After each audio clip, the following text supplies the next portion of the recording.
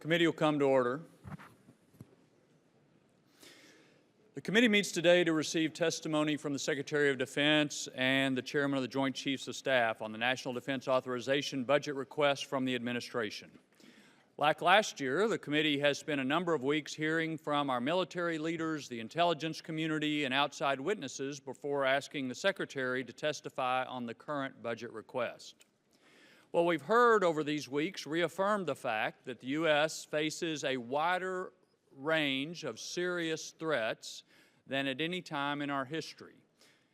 The director of the Defense Intelligence Agency told our committee that, quote, "The world is far more complicated, it is far more destabilized, it is far more complex than at any time I have seen it."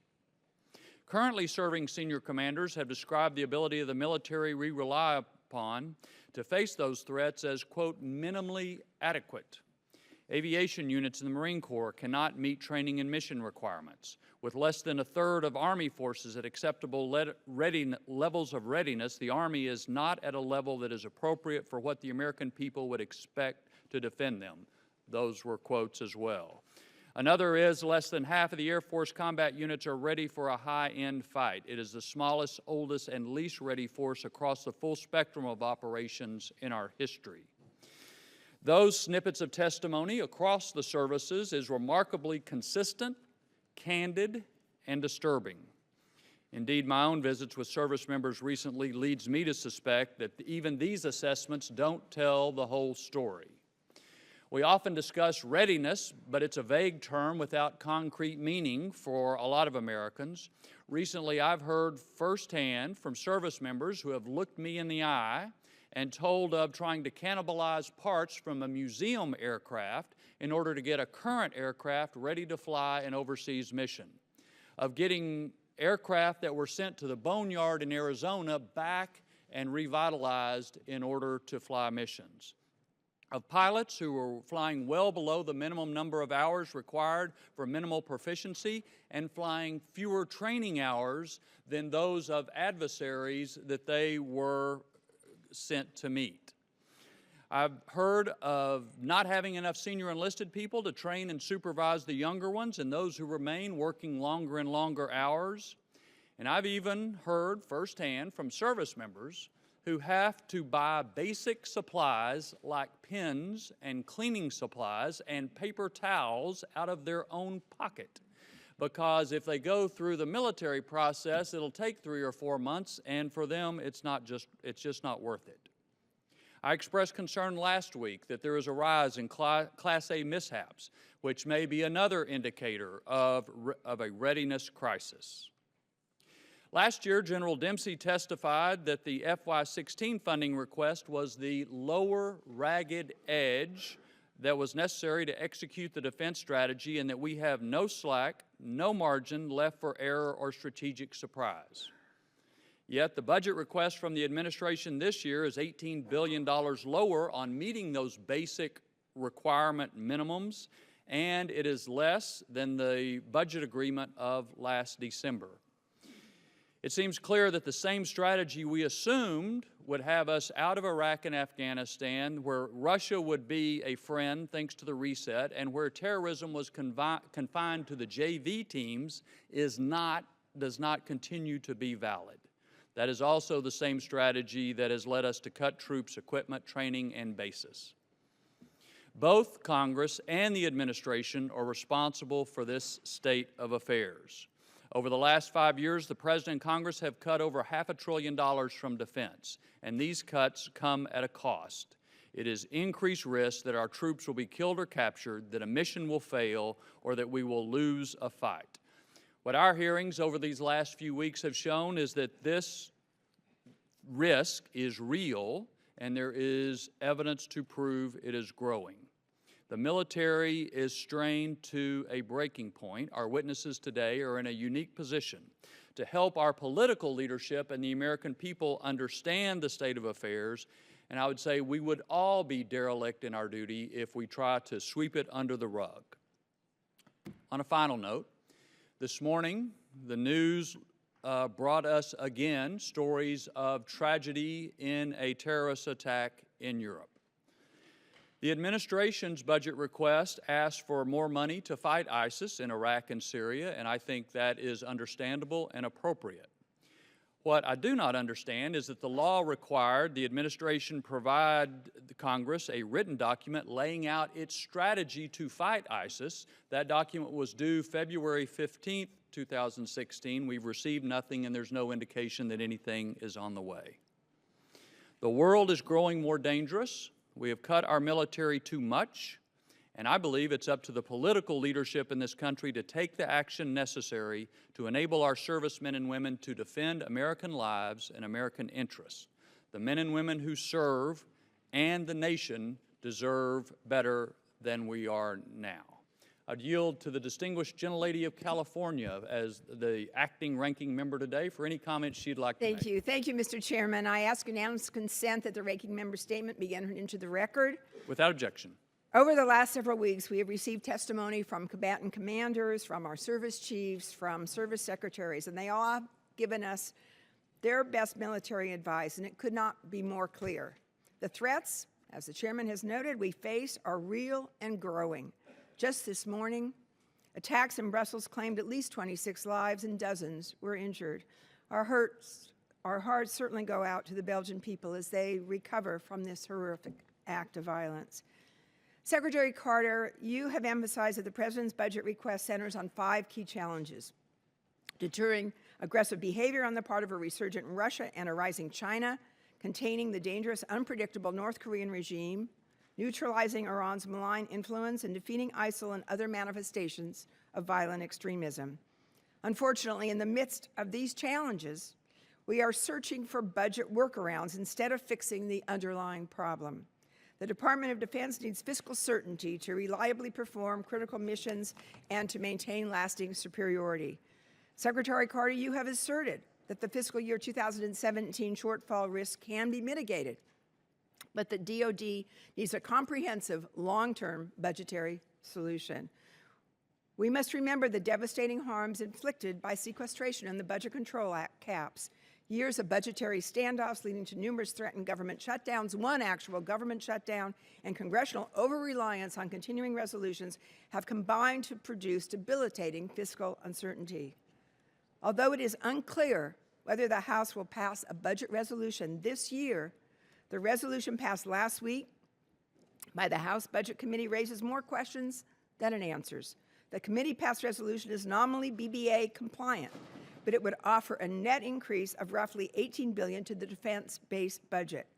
It would do so by assuming that $23 billion of overseas contingency operations, what we call OCO funding, would be used for base budget purposes, but it would not increase the BBA top line of $74 million for OCO funding. My first question is, which OCO beneficiary would end up paying the bill in this shuffle? Would the money come from the portion requested for DoD, that is, the warfighter? Would it come from the State Department, which also receives OCO funding to perform vital functions in contingency operations? Or would it come from both? Chairman Price's budget resolution also poses another open-ended question. It appears to allow the chairman of the House Budget Committee to adjust OCO funding levels going forward on the basis of new information, which means that at some point, supplemental OCO funding could be used to circumvent BBA funding levels. The DoD, the Congress, has to make hard choices, especially when it comes to balancing force modernization with the very, very critical need that the chairman addressed to sustain readiness. Would these issues become harder or easier if near-term OCO needs are supplemented by longer-term base budget requirements in fiscal year 2017? How would the DoD prioritize its needs if OCO funding levels are reduced within the BBA top line? And most importantly, what poses the greatest risk to national security, providing funding for base budget requirements at the level requested by the President, or providing funding for near-term OCO requirements, at least initially, at levels lower than requested? We need to carefully consider Chairman Price's proposal and every other potential adjustment to the defense budget as we work to build this year's defense authorization bill. We must also give the department additional flexibility to reduce excess infrastructure and overhead, to phase out old platforms, and to adjust the healthcare and benefit structure. The President came to us with a budget that focuses on adapting to the threats that we face today, and also one that follows the law by conforming to the Bipartisan Budget Act of 2015, including approximately $582.7 billion in discretionary budget authority for the Department of Defense. So now we must uphold our end of the deal in Congress. Thank you all for being here today. I look forward to your testimony, and thank you again, Mr. Chairman. I yield back. Thank the gentlelady. Committee is pleased to welcome today the Honorable Ashton B. Carter, the Secretary of Defense, General Joseph Dunford, the Chairman of the Joint Chiefs of Staff, as well as the Honorable Mike McCord, the Comptroller and Chief Financial Officer of the Department. Gentlemen, again, welcome to the committee. Without objection, your full written statements will be made part of the record. And, Mr. Secretary, you are recognized for any comments you'd like to offer. Thank you very much, Chairman Thornberry. Congresswoman Davis, thank you. Thanks all the members of the committee. Thank you for hosting me here today. I want to begin by condemning this morning's bombings in Belgium. Our thoughts and our prayers are with those affected by this tragedy, the victims, their families, and survivors. And in the face of these acts of terrorism, the United States stands in strong solidarity with our ally, Belgium. We're continuing to monitor the situation, including to ensure that all U.S. personnel and citizens are accounted for. We also stand ready to provide assistance to our friends and allies in Europe as necessary. Brussels is an international city that has been host to NATO and to the European Union for decades. Together, we must and we will continue to do everything we can to protect our homelands and defeat terrorists wherever they threaten us. No attack will affect our resolve to accelerate the defeat of ISIL. I'll have more to say about this later in the testimony. Thank you again for hosting me today and for steadfastly supporting DoD's men and women all over the world, military and civilian, who serve and defend us.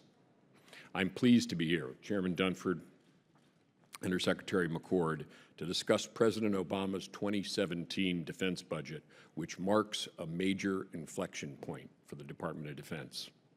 As I will describe in detail, the threat from terrorism is one of the 5 challenges, as has been noted, that the United States now faces and will in the future.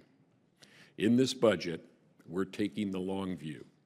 We have to, because even as we fight today's fights, we must also be prepared for what might come 10, 20, or 30 years down the road. Last fall's Bipartisan Budget Act gave us some much-needed stability after years of gridlock and turbulence. And I want to thank you and your colleagues for coming together to help pass it. That budget deal set the size of our budget. And with this degree of certainty, we focused on its shape, changing that shape in fundamental but carefully considered ways to adjust to a new strategic era and to seize opportunities for the future. Let me describe the strategic assessment that drove our budget decisions.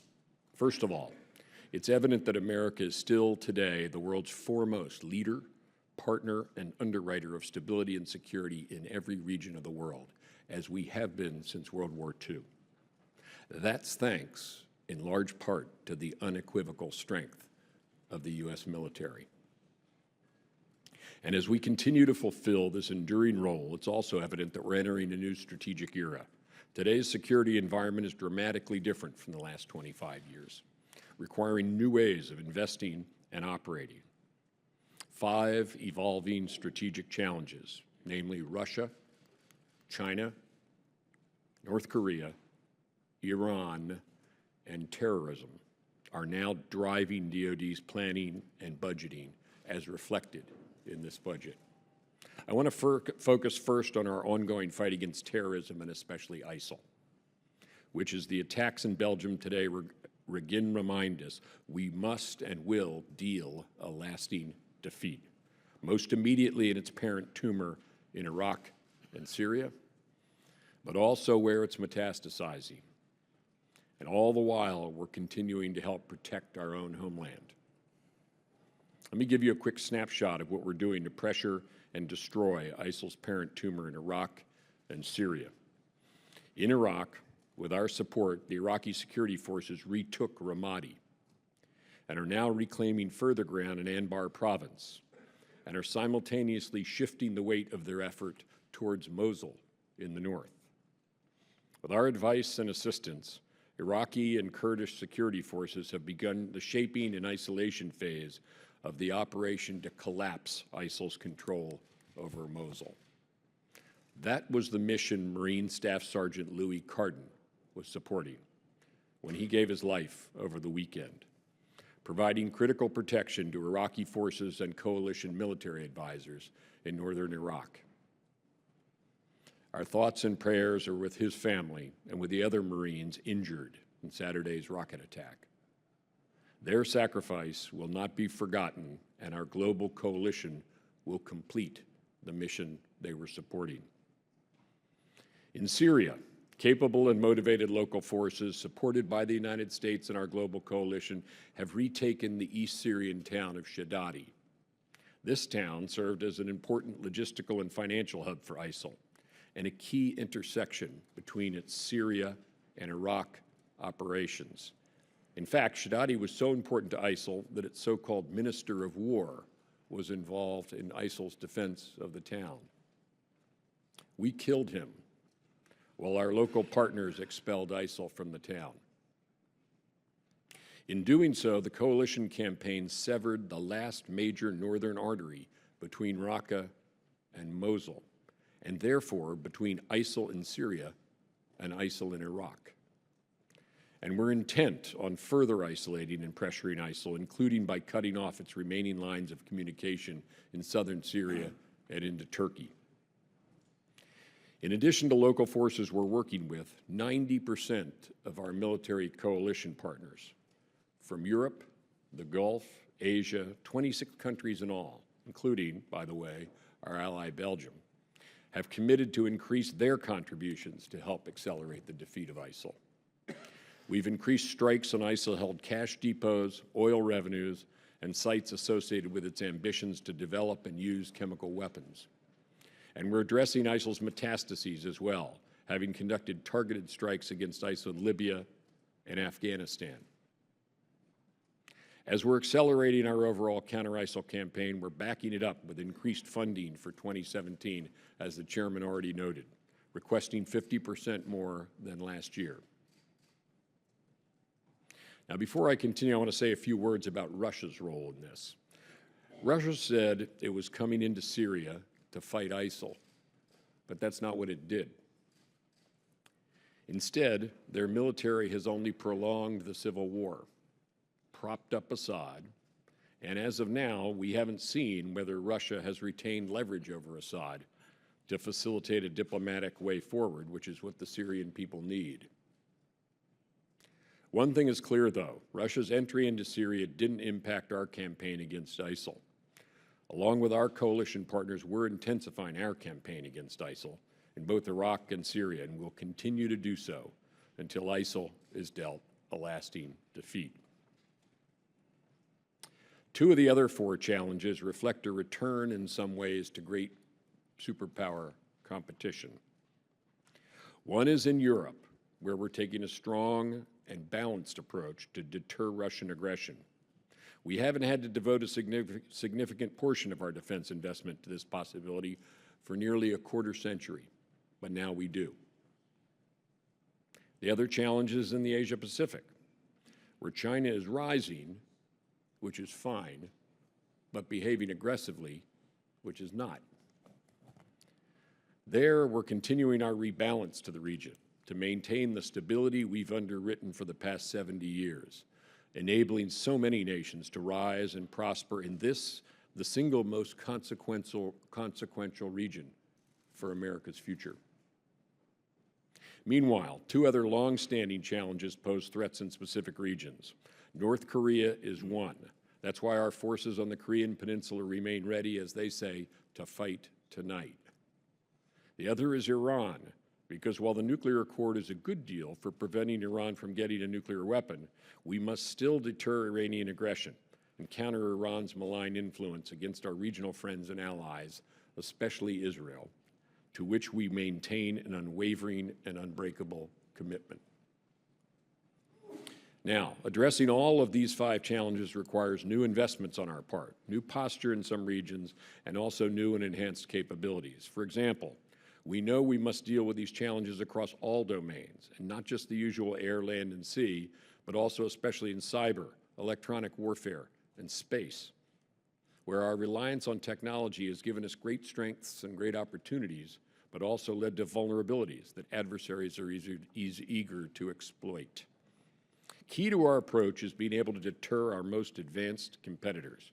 We must have and be seen to have the ability to ensure that anyone who starts a conflict with us will regret doing so. In our budget, our capabilities, our readiness, and our actions, we must and will be prepared for a high-end enemy, what we call full spectrum. In this context, Russia and China are our most stressing competitors, as they've both developed and continue to advance military systems that seek to threaten our advantages in specific areas. We see them in the South China Sea and in Crimea and in Syria as well. In some cases, they're developing weapons and ways of war that seek to achieve their objectives rapidly before they think we can respond. Because of this, DoD has elevated their importance in our planning and budgeting. In my written testimony, I've detailed how our budget makes critical investments to help us better address these 5 evolving challenges. We're strengthening our deterrence posture in Europe by investing $3.4 billion for our European Reassurance Initiative, quadruple what we requested last year. We're prioritizing training and readiness for our ground forces, a very important matter emphasized very appropriately by the chairman, and reinvigorating the readiness and modernization of our fighter aircraft fleet. We're investing in innovative capabilities like the B-21 long-range strike bomber, microdrones, and the Arsenal plane, as well as advanced munitions of all sorts. In our Navy, we're emphasizing not just increasing the number of ships, which we're doing, but especially their lethality, with new weapons and high-end ships, and extending our commanding lead in undersea warfare, with new investments in unmanned undersea vehicles, for example, and more submarines with the versatile Virginia payload module that triples their strike capacity from 12 Tomahawks to 40. And we're doing more in cyber, electronic warfare, and space, investing in these 3 domains a combined total of $34 billion in 2017. Among other things, this will help us build our cyber mission force, develop next-generation electronic jammers, and prepare for the possibility of a conflict that extends into space. In short, DoD will keep ensuring our dominance in all domains. As we do this, our budget also seizes opportunities for the future. That's a responsibility I have to all my successors, to ensure the military and the Defense Department they inherit is just as strong, if not stronger, than the one I have the privilege of leading today. That's why we're making increased investments in science and technology, innovating operationally, and building new bridges to the amazing American innovative system, as we always have, to stay ahead of future threats. That's why we're building what I've called the force of the future, because as good as our technology is, it's nothing compared to our people. And in the future, we must continue to recruit and retain the very best talent. Competing for good people for an all-volunteer force is a critical part of our military edge, and everyone should understand this need and my commitment to meeting it. And because we owe it to America's taxpayers to spend our defense dollars as wisely and responsibly as possible, we're also pushing for needed reforms across the DoD enterprise, and we need your help with all of them. From further reducing overhead and excess infrastructure, to modernizing and simplifying TRICARE, to proposing new changes to the Goldwater-Nichols Act that defines much of our institutional organization, as I intend to do shortly, to continuously improving acquisitions. And on that subject, I want to commend this committee, and especially its leaders, for your continued dedication and strong partnership with DoD on acquisition reform. We've already taken important strides here, such as last year's reforms to reduce redundant reporting requirements and documentation. And as you're looking to do more, so are we. Chairman Thornberry, I know you laid out new proposals on this last week. Some of what you're proposing would save us critical time in staying ahead of emerging threats. That's very important, and we appreciate that. It's extremely helpful. And I know this is just a draft, and I appreciate that you put it out there for discussion. In that regard, I have to say that in the current draft, there are some things that are problematic for us, so I'm also hopeful that we can continue to work with you on your proposals to ensure that DoD has the flexibility needed to apply the principles in your work to addressing all the diverse acquisition challenges we have to solve for our warfighters. I appreciate your willingness to hear our ideas as well, including ways to make it easier for program managers to do their jobs, and involving the service chiefs more in acquisition decision-making and accountability. And I look forward to working together as we have before. Let me close on the broader shift reflected in this budget. The Defense Department doesn't have the luxury of just one opponent, or the choice between future fights and current fights. We have to do it all. That's what this budget is designed to do, and we need your help to succeed. I thank this committee again for supporting the Bipartisan Budget Act that set the size of our budget. Our submission focuses on the budget shape, making changes that are necessary and consequential. We hope you approve it. I know some may be looking at the difference between what we indicated last year we would be asking for and what the budget deal gave us. A net total of about $11 billion less is provided by the Bipartisan Budget Act out of a total of almost $600 billion. But I want to reiterate that we've mitigated that difference and that this budget meets our needs. The budget deal was a good deal. It gave us stability. We're grateful for that. Our greatest risk, DoD's greatest risk, is losing that stability this year and having uncertainty and sequester return in future years. That's why going forward, the biggest budget priority for us strategically is Congress averting the return of sequestration to prevent what would be $100 billion in looming automatic cuts so that we can maintain stability and sustain all these critical investments I've been speaking of. We've seen this before, and that same support coming together is essential today to address the security challenges we face and to seize the opportunities within our grasp. As long as we work together to do so, I know our national security will be on the right path, and America's military will continue to defend our country and help make a better world for generations to come. Thank you. Thank you, sir. General Dunford. Chairman Thornberry, Congresswoman Davis, distinguished members of the committee, good morning, and thanks for the opportunity to join Secretary Carter and Secretary McCord in appearing before you. I'd like to begin by echoing Secretary Carter's comments on the loss of Staff Sergeant Cardin. His family, the 8 other Marines who were injured this weekend, and the victims of this morning's attack in Brussels are in our thoughts and prayers. I'm honored to represent the extraordinary men and women of the Joint Force. Our soldiers, sailors, airmen, Marines, and civil servants remain our single most important competitive advantage. And thanks to your support, the United States military is the most capable fighting force in the world. I don't believe we should ever send Americans into a fair fight.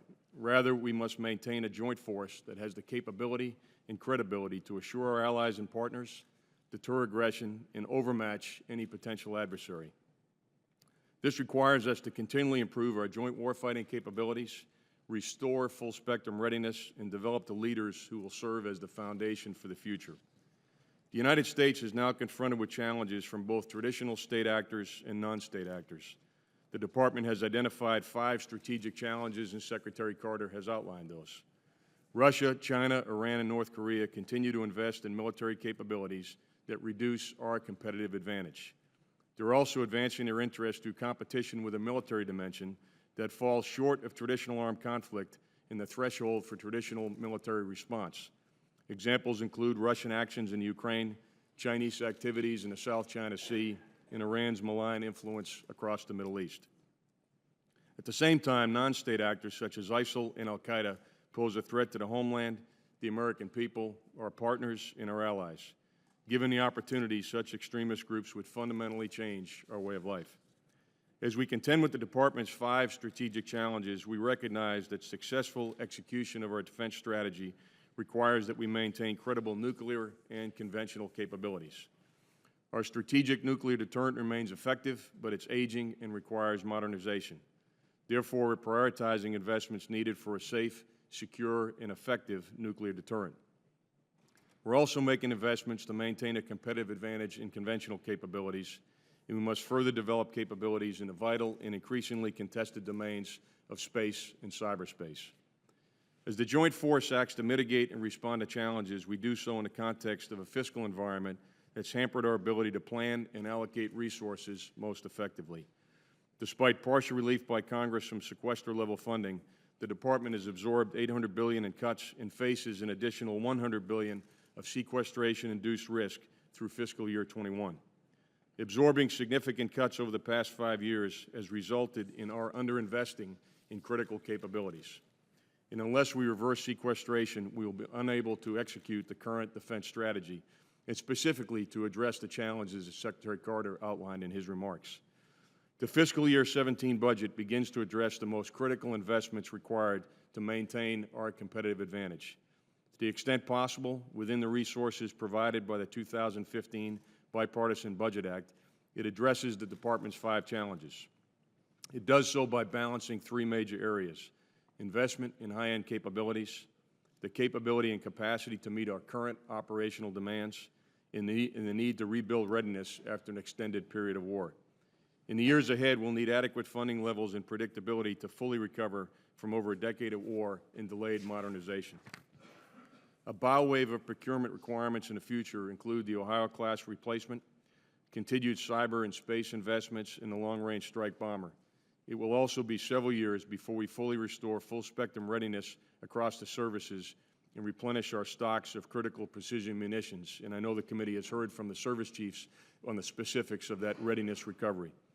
In summary, I'm satisfied that the FY17 budget puts us on the right trajectory, but it will take your continued support to ensure the Joint Force has the depth, flexibility, readiness, and responsiveness that ensures our men and women never face a fair fight. Once again, thank you for the opportunity to appear before you this morning, and I look forward to your questions. Thank you, sir. Mr. McCord, I understand you do not have an oral statement. Is that correct? Thank you. Appreciate you being here today as well. Mr. Secretary, I think you're exactly right to condemn the attacks in Brussels, and you're exactly right to express sympathy for the victims. I think the question for, especially for this committee, but for the American people is, okay, what are we going to do about it? And in last year's bill, Section 1222 asked the administration to provide a strategy for how we were actually going to implement the President's stated desire to degrade and destroy ISIS. And as I mentioned, it's been radio silent. We have heard not a word from anybody. Now, to be fair, it's not just a matter for the Department of Defense. It's not just the military who will defeat ISIS, and the requirement in law was not just directed to the Department of Defense. But do you have any idea when we might see a strategy on how to beat ISIS? Well, thank you, Chairman. And you're right. The Brussels attacks reinforce our need to accelerate the defeat of ISIL. We have a strategy for doing so. I'll describe it in a moment. The strategy document, the strategy report you're asking for, its delivery is imminent. It's a DOD plus others document, and we'll get that to you. But the strategy in brief is this, and then I'll connect it to the Brussels attacks. I was describing the campaign in Iraq and Syria, which we're accelerating, and Chairman and member, we're looking for more opportunities to do so. We found opportunities. I expect us to find more opportunities in the future. We want to accelerate the defeat of ISIL in Iraq and Syria. Why? Because that's what I call the parent tumor of the cancer. That's where it started. And if we can expel ISIL from Raqqa and Mosul, that'll show that there's no such thing as an Islamic State based upon this ideology. So that's necessary, but it's not sufficient. We also need to destroy ISIL in the places to which it is metastasized around the world. And to get to the Brussels attack, that reminds us, and the report will also, by the way, that important as the military effort is, essential as it is, and committed as we are to that in the Department of Defense, the chairman and I and everybody else, it is necessary, but it's not sufficient. We need the intelligence, we need the Homeland Security, we need the law enforcement, and so do our partners, because of the kind of thing you saw in Brussels this morning. So we have the strategy. We'll produce the strategy, the report based on that. We need your help. And in that connection, finally, if I just may add a note, Chairman Peel, we have before this committee and 3 other committees a reprogramming request that is relevant to our ability to carry out the campaign in both Iraq and Syria. And as you know, according to the rules, if we're going to do a reprogramming, we have to ask the permission of this committee and 3 other committees. We've done so. So far, we've gotten different answers from everybody, which is fair enough. But if you can help us, we need to get across the finish line quickly. We've got to be agile in the defeat of ISIL. And that means we need to be agile in this matter of reprogramming as well. Appreciate your help in that regard. Let me ask the chairman if he wants to add anything about the overall strategy. Well, Mr. Secretary, on the reprogramming, I think all of us would feel better about a reprogramming if we knew what direction we were going, which is why in last year's bill, the request was, okay, tell us how you're going to do this. And then, as you want to move money around and a variety of other things, I'm sure there'll be lots of support. But until there's some sort of coherent direction on how we're going to beat these guys, then I think it's harder to have that confidence. Let me just ask you one other thing, because I know other members will want to continue to explore that topic. You were exactly right, as was Chairman Dunford, in expressing sympathy for the loss of the Marine over the weekend. I'm getting an increasing number of questions about the troop cap levels, which exist in both Iraq and Afghanistan.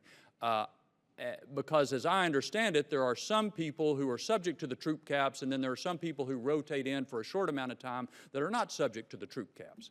And the argument is that if you're rotating people in every 30 days or whatever it is to keep below the troop caps, then the people who are rotating in are not going to have time to get acclimated to the environment and may be at increased risk.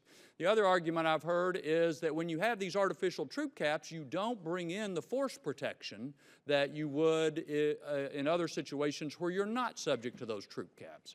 So I guess my question to you is, do you believe there is reason to be concerned that these artificial troop caps in Iraq and in Afghanistan lead to increased risk for our service members? Thanks, Chairman. First of all, with respect to the troop cap numbers, there's been no change in that regard, and you're right. There are people who are temporarily assigned, and this has been true for here and in Afghanistan for some time. They, under the caps, are counted differently, as you well know, and I can't go into it in detail here, where each and every unit is, but we do provide that to the committee, and so you can have that not in this setting. But to get to the substance of what you said about everybody, I'll get the chairman to comment on this too, everybody that is in Iraq is properly trained for the mission. That included the Marines there. And to force protection, that was in fact their mission. What they were doing was helping to protect the staging area near Makhmur where we are and our coalition partners are helping the Iraqi security forces, some of the brigades that will constitute the envelopment force of Mosul. So that's part of the preparation for operations against Mosul, and they were precisely what they were doing was protecting that that position. That was a necessary task. We're very sorry about the loss of this member in accomplishing that necessary task, but it was necessary because we needed to position them there, and these Iraqi security forces, who in the end will be the force that both takes and holds Mosul, they need to be trained and they need to be positioned near Makmur. That's what was going on there. Let me ask the chairman if he wants to add anything. Chairman, your specific question about have we compromised force protection or other critical capabilities as a result of the force gap, I can tell you we haven't done that. And I've routinely engaged Lieutenant General McFarland and the commanders on the ground and asked them, is there something else you need? In fact, I'll see General McFarland again this afternoon, have the same conversation with him. To date, we haven't had any request that we've gone to the President with, and this is now over the last several months for capabilities that has been denied. We're in the process right now of bringing forward recommendations for increased capability as a result of operations in Mosul, Raqqa, and elsewhere so we can maintain the momentum and accelerate the campaign. But at this time, Chairman, I don't have concerns that we've not put forces on the ground that have impacted either our force protection, CASEVAC capability, or any of those things. We build a force from the bottom up with those in mind. Well, I appreciate that, General.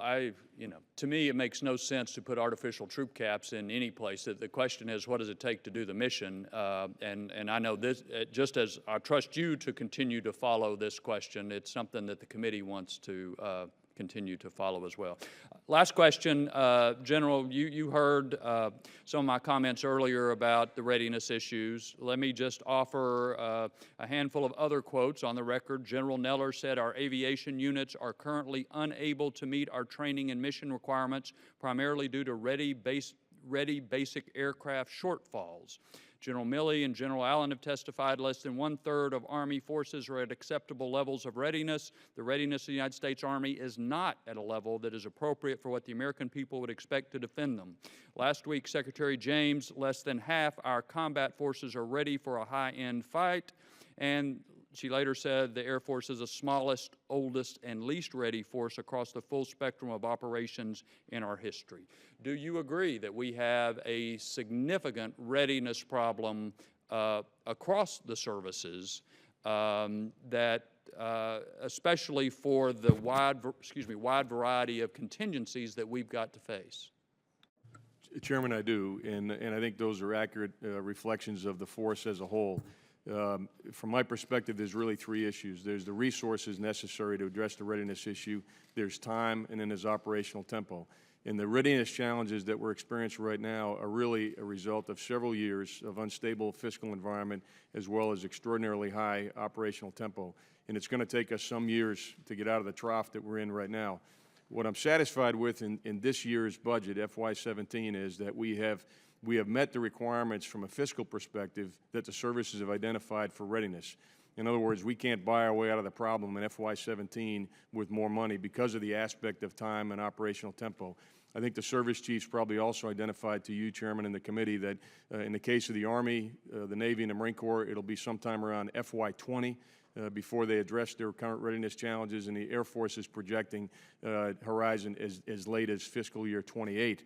Before they come out of the challenge, and part of that is again operational tempo and resources and time, and some of it is what you saw in your recent visit down in the 2nd Marine Aircraft Wing, where depot level maintenance has been backlogged. What you saw in the Marine Corps, I think, reflects in some part what you'll see in all the services, perhaps not to the same degree as Marine Aviation, but that same dynamic exists in each one of the services and reflects in the comments that you heard before the committee. Well, I'll just say I think it's important for us and for y'all to continue to not only watch this issue, but really understand down deeper what's happening. You know, statistics are one thing, but you talk to these folks eyeball to eyeball, and the sense of frustration and concern is very evident. Thank you for your answers. I yield to Ms. Davis. Thank you, Mr. Chairman. Again, thank you both for your for your extraordinary service to our country. I wanted to go back for a second to the questions that I raised in the opening statement, because I think we grapple with that here, and I know that we're going to be talking about OCO funding down the line, overseas contingency, and the Bipartisan Budget Act as well. You stated, as you just did, I mean, equipment is one thing, but well-trained personnel and leadership are quite another, and the latter do take time. And so we need to work this as best we can. In the statement I offered, you know, what you have said quite, I think, clearly, that modernization and readiness over force structure is where your trade-offs are going in the budget process. And I'm wondering, would the department's trade-off choices become harder or easier if OCO needs are supplemented by base budget requirements within a bipartisan budget compliant top line? I mean, is that helpful? What poses the greatest risk, really, to our national security, providing funding for base budget requirements at the level requested by the President, or providing funding for near-term OCO requirements, at least initially, at levels lower than requested? Well, one of the things that I was just going to say, Mr. Secretary, that I know you've said so well here is that, you know, under the best of all possible worlds, we would be funding the base budget at the level that we need, including OCO for very specific overseas contingencies. But that's not exactly where we are right now. And we have to be certain that other budget requirements, whether it's in Homeland Security, whether it's in wherever that may be, are also working well within our budget as we move forward. So, well, you're right. Generally speaking, the base and the OCO budgets have different managerial purposes. The base budget is for things that are enduring, meeting enduring requirements, and OCO is for the variable costs associated with urgent, ongoing operations. That's still largely true, but it's not completely true. And to get to your question, one of the ways that we were able to mitigate the difference between what we last year planned to in our 17 budget and what the bipartisan budget agreement provided us was to use some OCO, about $5 billion net. And that is one of the things that brought down that risk associated with that difference. But it's only one way that we did that. We also benefited, by the way, from fuel costs, different inflation indices than we expected. And what we did with the remaining, to get to your point, what do we do to accommodate the Bipartisan Budget Act, that $11 billion change? We took it out of some procurement accounts, some aircraft, and some smaller programs. We took it out of MILCON. Let me tell you what we didn't do to accommodate that difference between the BBA and what we planned on last year. We didn't take it out of military compensation, any of our service members' compensation. We didn't take it out of readiness, out of the readiness recovery plans that the chairman has referred to. We didn't take it out of any of our major acquisition programs, stop any of them, break any multi-year contracts, and we didn't change any of our end strength numbers, targets, as a result of that. So that's how we accommodated the $11 billion, and that's the reason why the chairman and I say that part we managed to mitigate and bring forward a budget that meets our needs. Our worry is in the future. And with the $100 billion cuts that we face, and wherever they come from, in the accounting, that is the biggest strategic risk to us. General Dunford, did you want to? Congresswoman, the thing I'd probably add is you talked about modernization over force structure, and frankly, this year as we focused on capability enhancements, it was really as a result of 3 or 4 years of not addressing those and realizing that we were losing our competitive advantage against the peer competitors that I mentioned, the Russias, the Chinas, and even in the case of North Korea and Iran. And we knew, were we not to make those capability investments this year, if you look out 3 to 4 or 5 years, we would not be where we needed to be. So from my perspective, it isn't so much force structure over modernization. It's trying to get within the top line that we have the right balance between force structure and capability in today's force with sufficient investment in tomorrow's force to make sure that the force that we have today, and that I'm proudly able to say is the best in the world, is the best in the world in 2021 and 2022. And that's why I think the Secretary directed us this year to make a slight course and speed correction in terms of how we're investing our funds to get better balance between today's fight and tomorrow's fight. Mm-hmm. Yeah, and I think Mr. McCord as well. I think what's maybe understandable in terms of the defense budget isn't necessarily understandable to folks that are looking at their budgets in other departments, and that's partly where the rub comes. I think that's correct, Ms. Davis. And just one point on your earlier question, to get a marginal maybe increase in OCO this year without knowing if we can count on it in the future is pretty suboptimal for us in terms of being able to plan and use that money as effectively as we might. If we knew that the requirement would be taken care of permanently, that's much better for us. Thank you, Mr. Chairman. Thank you. Mr. Jones. Mr. Chairman, thank you. Mr. Secretary, I'm going to take you in a different direction, totally different subject. I want to personally thank you and especially thank Secretary Robert Work. I have spent 13 years of my life trying to clear the names of 2 Marine pilots who crashed a V-22 Osprey in Marana, Arizona on April the 8th of the year 2000. It's your Secretary Carter. I want to thank Secretary Work publicly because he did something that I could not get the Marine Corps to do, and that is to look openly and evaluate the information that we had put together, working with experts. Many of those were Marine pilots themselves. There were aeronautical engineers who came to the aid of saying that at the time, if you remember, that Secretary of Defense Cheney wanted to scrap the V-22 program. There was a lot of pressure. There was a lot of push by the Marine Corps to make sure that the V-22 was their plane for the future.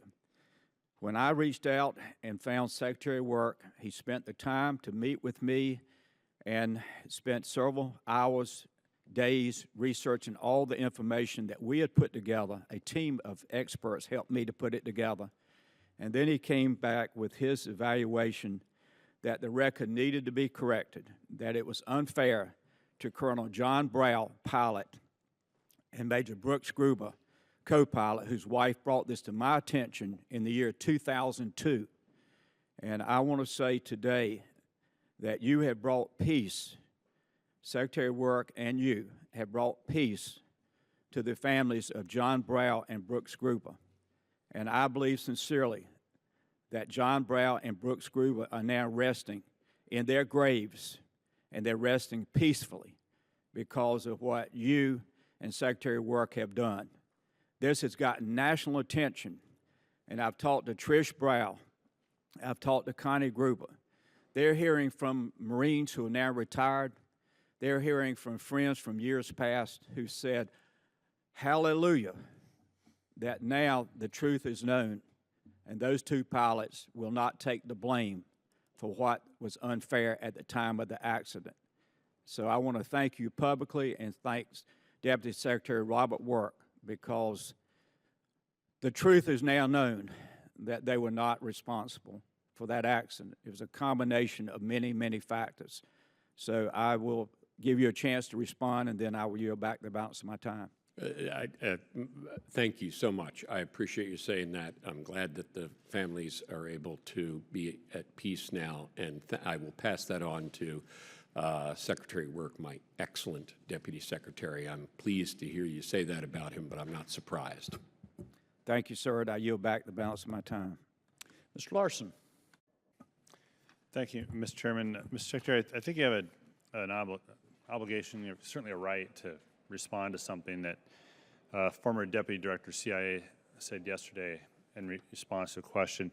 He said that ISIL is winning, and he said based on two assessments. One, although there's less caliphate territory, they seem to be spreading their influence beyond the caliphate territory. And then, of course, in direct reference to the attacks in Brussels. So I wanted to get your assessment about whether you think ISIL's winning, and if not, your assessment of the former Deputy Director of CIA's comments. I'm not familiar with those comments. And as far as the campaign is concerned, I'm confident that we will defeat ISIL. And that we have the momentum of the campaign in Iraq and Syria. I gave you some of the details about that, and we're prepared to give you much more. We're doing more. We're actually looking to do yet more than that. And I'm confident that that will result in the defeat of ISIL in Iraq and Syria. And as I said, that's necessary. It's not sufficient, as the attacks in Belgium suggest. Let me ask if the chairman wants to add anything to that, but ISIL will be defeated. We have a strategy to do that. I'm sorry the report hasn't gotten to you, but will shortly. And I'm confident that strategy will succeed. Congressman, first, I'm not complacent about the threat of ISIL, and I recognize the spread of ISIL, particularly over the last 15, 18 months, transregionally or globally. With regard to Syria and Iraq, in October, I appeared before the committee, and at that time, I think it was fair to say that ISIL had the momentum. Since that time, they not only have less territory, they have less resources, they have less freedom of movement. We've reduced the number of foreign fighters they're actually able to flow back and forth, and frankly, I think their narrative is less effective than it was some months ago. But this is a long fight, and I'm confident in telling you that we have the momentum today. I'm also confident in the end state that Secretary Carter identified, but this morning was another reminder that there's a long fight ahead, and it will require not only the military effort to deny sanctuary to the enemy in Syria and Iraq, to limit their freedom of movement, to build the capacity of regional partners, which is what we're doing, but it will require much greater cooperation amongst intelligence organizations from nations. There's over 100 nations that have foreign fighters in Syria and Iraq, with over 30,000 foreign fighters. So the cooperation of all those countries in the intelligence organizations, law enforcement officials, as well as the military coalition that we put together in Iraq, in Syria, and conducting operations elsewhere is all going to be critical. And it is going to take some time before we get there. But I am confident, at least today, that we have the momentum in Iraq and Syria, and we're increasingly taking actions outside of Iraq and Syria to make sure that we also keep pressure. As we've tried to keep pressure on Iraq, on the enemy simultaneously across both of those countries, it's going to be necessary that we do the same thing transregionally. I'm going to move to the budget, and you talked about taking the long view. Unfortunately for you, you don't get to be here for the implementation of the long view to help us deal with the actual long view. And we've been having this debate and a little bit, and Ms. Davis touched upon it. And I'm just wondering how you envision affording these incredibly expensive programs that we have outside, not just outside of this budget, but outside of the 5 years and even 10. And nuclear modernization is one of those, but it's not the only one, where we're going to be called upon, if we have the fortunate success of staying here, to resolve and solve. Well, we can afford all of those. We wouldn't have started them if we didn't think we could complete them. However, we are assuming when we do so that we will continue to have budget stability. If there's instability or sequester, as I said, and I think the chairman just said, we're going to have to fundamentally reassess our ability to meet our needs, not only in the long run, but in the short run. And you're right, it'll be future Congresses and future administrations who carry that burden. I hope that they continue to give us budget stability as we've had now for 2 years. That's what the country needs. That's what our department needs. That's what, by the way, what every department trying to administer programs needs. And but if we snap back to the sequester cuts, we're going to have to reconsider all of these programs. We need them, and therefore we need the stability. Chairman? That's fine. Thank you, Mr. Chairman. I'll yield back. Mr. Forbes. Thank you, Mr. Chairman, and thank all of you gentlemen for being here. General Dunford, it's always an honor to have the top uniform officer in the United States before us, and so I'm going to direct my questions to you since I only have 5 minutes. And I'd like to first ask you a question we've been asking all of our officers before us. Did you submit your written remarks to anyone for approval or review other than someone under your direct command before you had to come before us? Congressman, I did submit my remarks to the Office of Secretary of Defense as well as Office of Management and Budget. No changes were made in my written remarks as a result of that review. Now, one of the things that I heard you just say in response to the chairman was you said that your readiness concerns were based on an unstable fiscal environment. And one of the concerns I always have, we wrestle with in this committee, is simply this. When we look at whether strategy is driving the budget or the president's budget or whether the president's budget is driving strategy, the question is which one of them are predominant? Is it the strategy that's predominant in driving the president's budget, or is it the president's budget that is predominant in driving the strategy? Congressman, I think this year it's fair to say that within the top line that we were given, And for the last several years, just as a rule, is it the strategy that's more predominant in driving the budget or the budget that's more predominant in driving the strategy? Yeah, I would say if you go back to the last few years and particularly look at sequestration in 2013, the fiscal environment has had a bigger impact. So then when we've constantly asked people that have come in here, many people from the Pentagon saying that the budgets are in line with the strategy, then what you're saying is basically that it's been the budget that's been driving our strategy. Congressman, let me, if I can give you just a little bit of a nuanced answer. Here's what I'm confident in saying. Today, we have a defense strategy calls for us to defeat an enemy, to deny another adversary, to protect the homeland, as well as deal with violent extremism. I'm confident in FY17 that we'll be able to do that. All right, then let me ask you this. I don't mean to cut you off. I only have 3 minutes. I'm looking at a document here that was signed by President Obama on January 3rd, 2012 for the defense guidance. And he says specifically in here, this guidance was requested to guide the spending over the coming decade. Then I have it signed on January 5th, the defense guidance by Secretary Panetta. And this is what over and over again people have been coming in here pointing to and saying this has been directing their spending. And then we had in 2014 the Quadrennial Defense Review. Over and over again, people have sat where you are sitting and have said that this has guided the spending of the Department of Defense.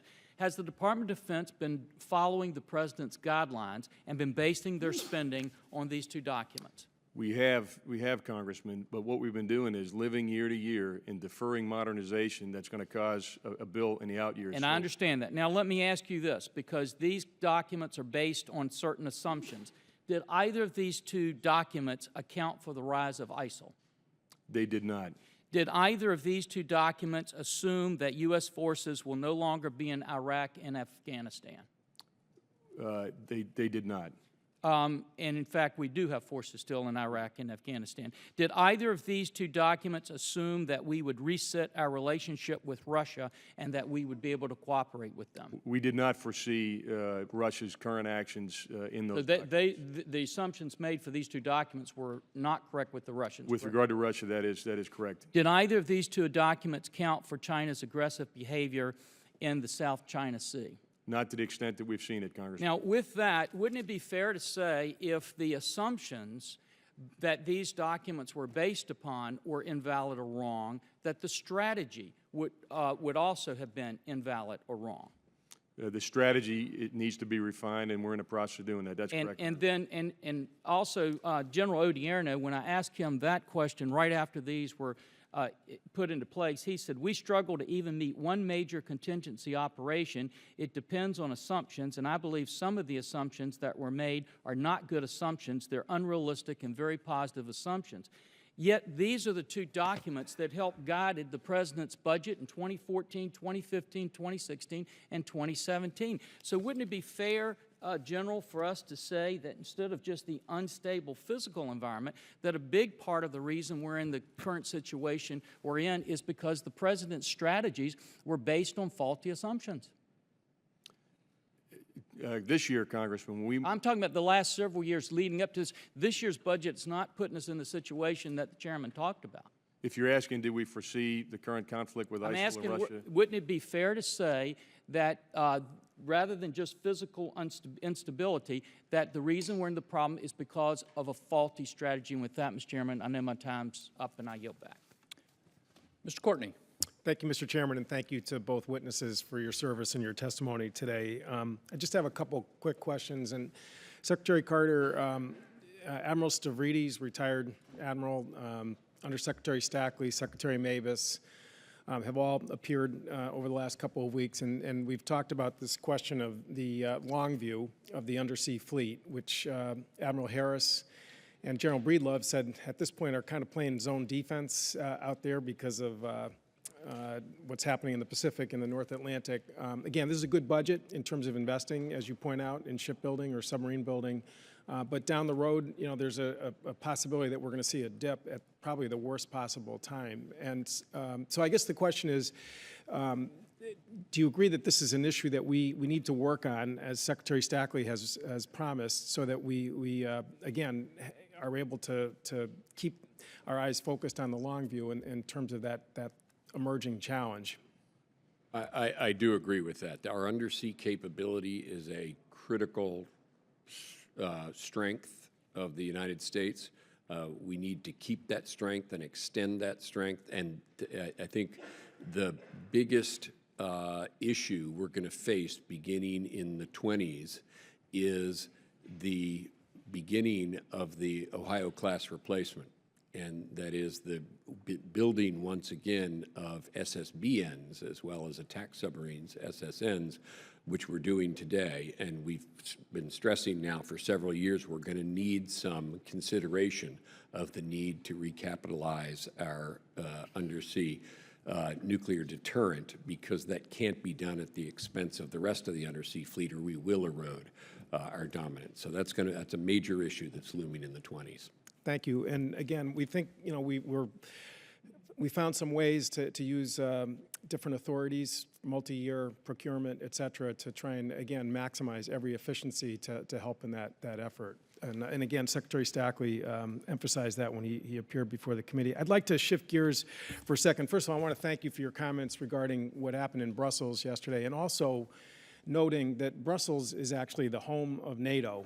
And, you know, there's a lot of work that takes place in that city, which is extremely important in terms of our national defense. Yesterday, the frontrunner for the Republican nomination told the Washington Post NATO was set up at a different time. I think NATO as a concept is good, but it's not as good as it was when it first evolved. In your testimony, I counted 3 instances: the fight against ISIL, the continuing efforts in Afghanistan, and also the European Reassurance Initiative, where NATO is absolutely at the center of our military strategy and operations. Is NATO relevant today? I guess we need to ask that question given what's out there in the public domain. Well, let me begin by saying the following, and I've said this before, and I'm going to say this again and again in the course of the year. I recognize that this is an election year.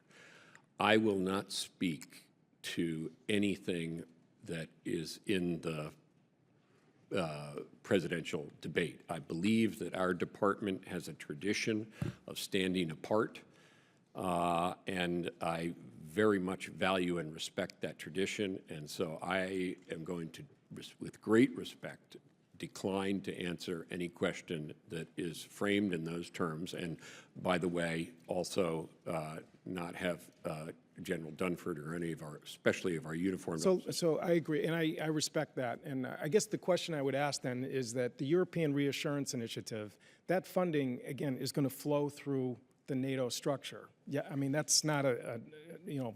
It is, yeah. it is. And securing our NATO partners from particularly Russian aggression is the principal purpose of the European Reassurance Initiative.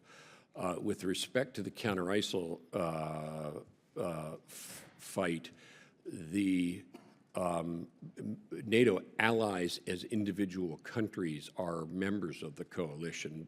The question has arisen whether NATO as a group should also be a member of the coalition, and that is being discussed right now with NATO. The reason for that being that NATO has some force generation capabilities that no individual country has, and that's the reason why the question arises whether it can play a role in the counter-ISIL fight. Thank you for those answers.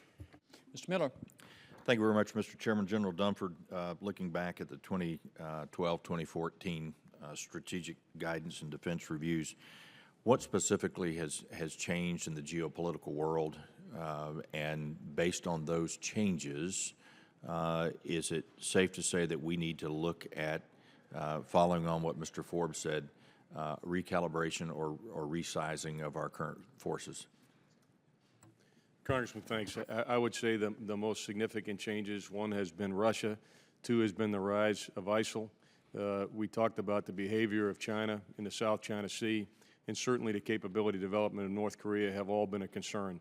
Iran remains a concern, but quite frankly, the trajectory that they've been on was predictable even as those strategy documents were written, and so I think we accounted for Iran. But in the four other areas, we've seen either capability development or behavior or a combination of the two that have significantly changed the operating environment over the last few years. I do think it's important that the American people understand the guidance that was used to set the size and shape of the force. And the current guidance, as you've already stated, said to defeat a regional adversary and deny another aggressor in another region. However, in your written statement, you stated that, quote, the joint force will be challenged to respond to a major written contingency, unquote, and that, quote, capability and capacity shortfalls would be particularly acute if the force were called to respond to a second contingency on an overlapping timeline. So I would think that this might suggest that there's a significant risk that the joint force wouldn't even be able to execute a single major contingency operation. Is that true?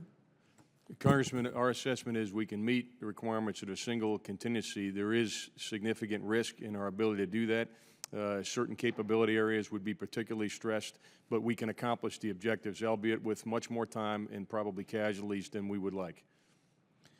The guidance calls for sufficient forces to execute, as you just said, two contingency operations, defeating one aggressor and denying the other. So, you know, if you put it in a real-world scenario, could the current force today defeat a North Korea and deny Russia while at the same time defending the homeland?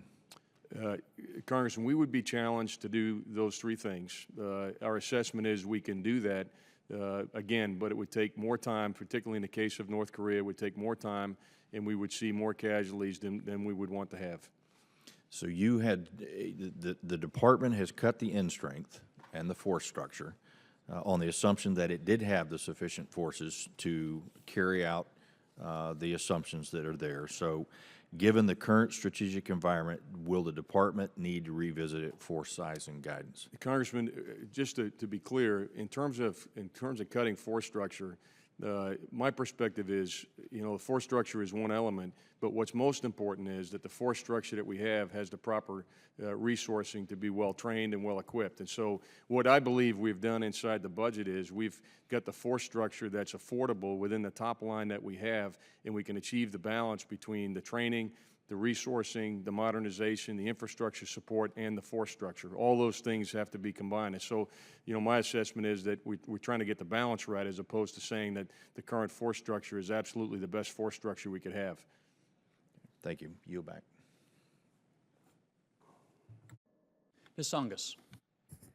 Thank you, Mr. Chairman, and welcome to our guests. It's always good to have you before us. And I think today's tragic events in Brussels really are a stark reminder of the many challenges that you all deal with every day and that we're here to support you with.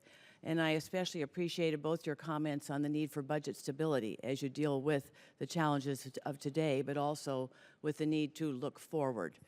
Because as we all know, and I remember a previous chairman, Ike Skelton, always commenting upon that we plan for today, but we never quite know where the next challenge is going to come from. And in the world we live in today, it's clear that they can come from many, many different places. But Secretary Carter, I also wanted to thank you for the emphasis you've placed on this year's budget on research and development, really knowing that it's key to maintaining our technological edge, that in this rapidly changing environment, we've got to maintain our investments. And as many on the committee know, defense-related research and development has faced a disproportionately large cut over the past several years, far more than has been required under the Budget Control Act. So I was especially encouraged to see that the department will be investing in 2 new facilities at MIT's Lincoln Lab. As you know, the lab has provided the department with breakthrough advancements for decades, and I thank you for your support of the lab's revitalization and the important role that it plays in the Massachusetts innovation ecosystem. It's part of something much larger. But I'd like to turn to the issue of sexual assault prevention and response in the military. I've been troubled by a number of stories, including a series in the AP and recent stories in the Washington Post about senior officer sexual assault cases, which have called into question the transparency of the military justice system and the service's willingness to pursue allegations against officers. I understand that the Military Justice Review Group's proposal that was shared with this committee by the department gives the department 2 years to come up with a design for an online system of tracking cases and 2 years to implement that system. And I would encourage the department to work with all speed to make the military justice system as transparent as possible. And I hope the department will make this system open to survivors and the public as you move ahead. But we have all heard the troubling accounts of victims of military sexual assault who are later retaliated against, those who seek recourse through the system of justice. Some 62% of victims have experienced social or professional retaliation, according to the department's own survey data. And I've also read the Judicial Proceedings Panel recommendation to implement a standard retaliation reporting form. It is imperative to me that the department track these incidents and hold those responsible accountable, key to maintaining the unit cohesion and all that is part of readiness as well. So I have my questions, our Secretary Carter. What is the department doing to ensure service members who report sexual assault aren't retaliated against? Thank you very much for that question. And sexual assault is unacceptable anywhere in society, but it's particularly unacceptable in our military.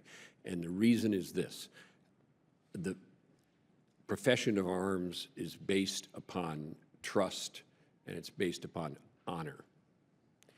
And sexual assault erodes both honor and trust, and for that reason is completely unacceptable at any level.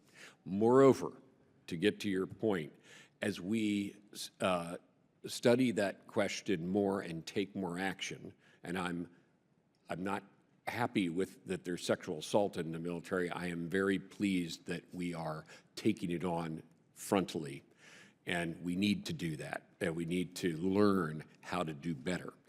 The 2 issues you raised are places where we are learning how to do better. Retaliation, for example, was something that I think it's fair to say in our department, we did not appreciate the importance of that phenomenon until the last couple of years. And so we are having to take that on board. That retaliation creates additional victims to the victim of the sexual assault.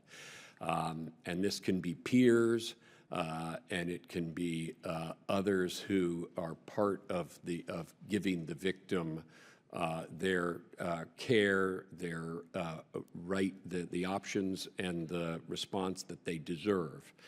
And so it's an important new ingredient, and we are trying to get on top of that. And finally, with respect to transparency, we're committed to that. You're right. We have made a commitment to you about greater transparency in this matter, and I intend for us to carry that through. Thank you for raising this subject. Thank you. I've run out of time. Thank you. Mr. Wilson. Thank you, Mr. Chairman, and thank you for being here today. With the attacks in Brussels, it's another reminder we're in a global war on terrorism. It is continuing, and I just want you to know that I have faith in you, and we're counting on you to protect American families, and part of that is not forgetting 9/11. This is a continuing war. We will be in it for quite a while, but your service, I know I appreciate as a grateful dad of 4 sons who have served in the military under y'all's command. General Dunford, as Chairman Thornberry has mentioned, we have serious concerns about the state of the Marine Corps aviation. Marine Corps aviators and maintainers at the Marine Corps Air Station Beaufort, South Carolina, tell us how they have had to cannibalize parts from museum aircraft to get their current fleet in the air. They don't have the parts. They don't have the people. They're not getting the training. Furthermore, General Robert Neller has testified that there aren't enough aircraft to even meet our training and mission requirements. I'm very concerned that if they had to deploy tomorrow, they'd be sent into a fight unprepared and ill-equipped. How are we addressing this potential or reality of an inability to respond to near-peer adversary or multi-adversary engagement? Beyond Marine Corps aviation, what else is at risk? Joe, before you answer that, can I just thank you very much, acknowledge your comments, and especially thank you for the contribution of your sons. Well, Thank again, you, Congressman. hey, we're in this together, and but the American people need to know it's a global war on terrorism. 9/11 must not be forgotten, so thank you. Congressman, quickly go back to how we get in a position we're in marine aviation, as well as, frankly, as I mentioned, across the Joint Force, there's similar stories I could point out. Part of it was deferred modernization, so we're flying aircraft now that are very old.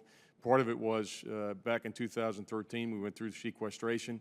We had a backlog of depot-level maintenance that's caused the availability of ready basic aircraft and so forth. So these issues exist throughout the Joint Force, and part of what we're arguing for now is stability and funding, managing the operational tempo, and getting the appropriate resources is going to be what we need to get out of this trough, and it's going to take some years before we're able to do that. And we will be working with you. And Secretary Carter, last week, Admiral John Richardson testified before the Senate Armed Services Committee that Iran had violated international law earlier this year by boarding sovereign U.S. vessels, detaining 10 U.S. sailors, and seizing an estimated 13,000 pages worth of information from laptops, GPS devices, and maps. Would you agree with Admiral Richardson's assessment? If so, would you please let us know what subsequent action has been taken to rectify this brazen defiance of international law? I absolutely agree with Admiral Richardson. The actions of the Iranians with respect to our sailors was unprofessional. It was outrageous. And I just caution you all, since Admiral Richardson is looking into the circumstances of this matter, but when you see something on television, you're looking through the lens of Iranian TV and Iranian propaganda. Those sailors didn't deserve that. We would never treat people in that manner. And to get to your question, I can't say much about it, but at the time, we were preparing to protect our people as soon as they were seized. And we only stood down that effort when we were assured that they were going to be returned to us safely. But it was outrageous treatment. I think Admiral Richardson has stressed that, and I would second that. But also, I want to commend him on the treatment of the sailors. They're back home. The Navy did what it needed to do, which is, first of all, take care of their health and welfare, and is now learning the full circumstances of that. He has not completed his review of that, so I don't know what his consequences are of that, but this much we know, which is that is not behavior that we would have exhibited in the reverse circumstance. I also want to thank you, Mr. Secretary, for your efforts to promote public-private cooperation in cybersecurity. But a challenge we have is recruiting and training. What are we doing to prepare for the continuing cyber war? Well, thank you for that question. You're absolutely right. The critical thing in cyber is people, good people. We're spending more money on it. We're making big investments in it, but that's not the key. The key is, are we able to get the good people to flesh out our 133 cyber mission force teams, which, as you know, is what we're building up at Cybercom and all the other service components. The key is people, and we're doing better at attracting and retaining skilled technical people. I'll be up at a physics class at West Point, as it happens tomorrow, seeing some of our wonderful people who are being technically trained in their cyber center there. But in addition, let me say that building bridges, which I'm trying to do, we're all trying to do, between our department and the technology community is critical. Historically, the United States has drawn upon the great strength of this nation, whether it's satellites or missiles or the internet itself. And we need to keep doing that. And I'm committed to doing that because that's part of the future. And the last thing I'll say is just a pitch for the role of the National Guard and the Reserve component in this regard. Right. I was up in Washington State a couple of weeks ago. There's a reserve unit up there that it consists of people who work at top-notch companies like Microsoft all day on network defense, and then in their guard duty, they're defending our networks. It doesn't get any better than that, a citizen soldier coming in cyber. So there are lots of ways we're trying to make sure we have good people, but we are able to, but that's the key, is good people in cyber. Thank you. Mr. Takai. Thank you, Chairman. Secretary Carter, I'd like to talk about the Rim of the Pacific exercises, or RIMPAC. In your letter last year to Senators McCain and Reid, you stated that you believe that China's participation in RIMPAC would advance cooperative approaches to common security challenges, increase transparency and mutual understanding, and integrate China into a cooperative forum. You also say that you may modify our defense engagement decisions based on evolving circumstances. My question is, have you recently evaluated China, and have you made any changes to the invitation to the PLA Navy to participate in this year's RIMPAC?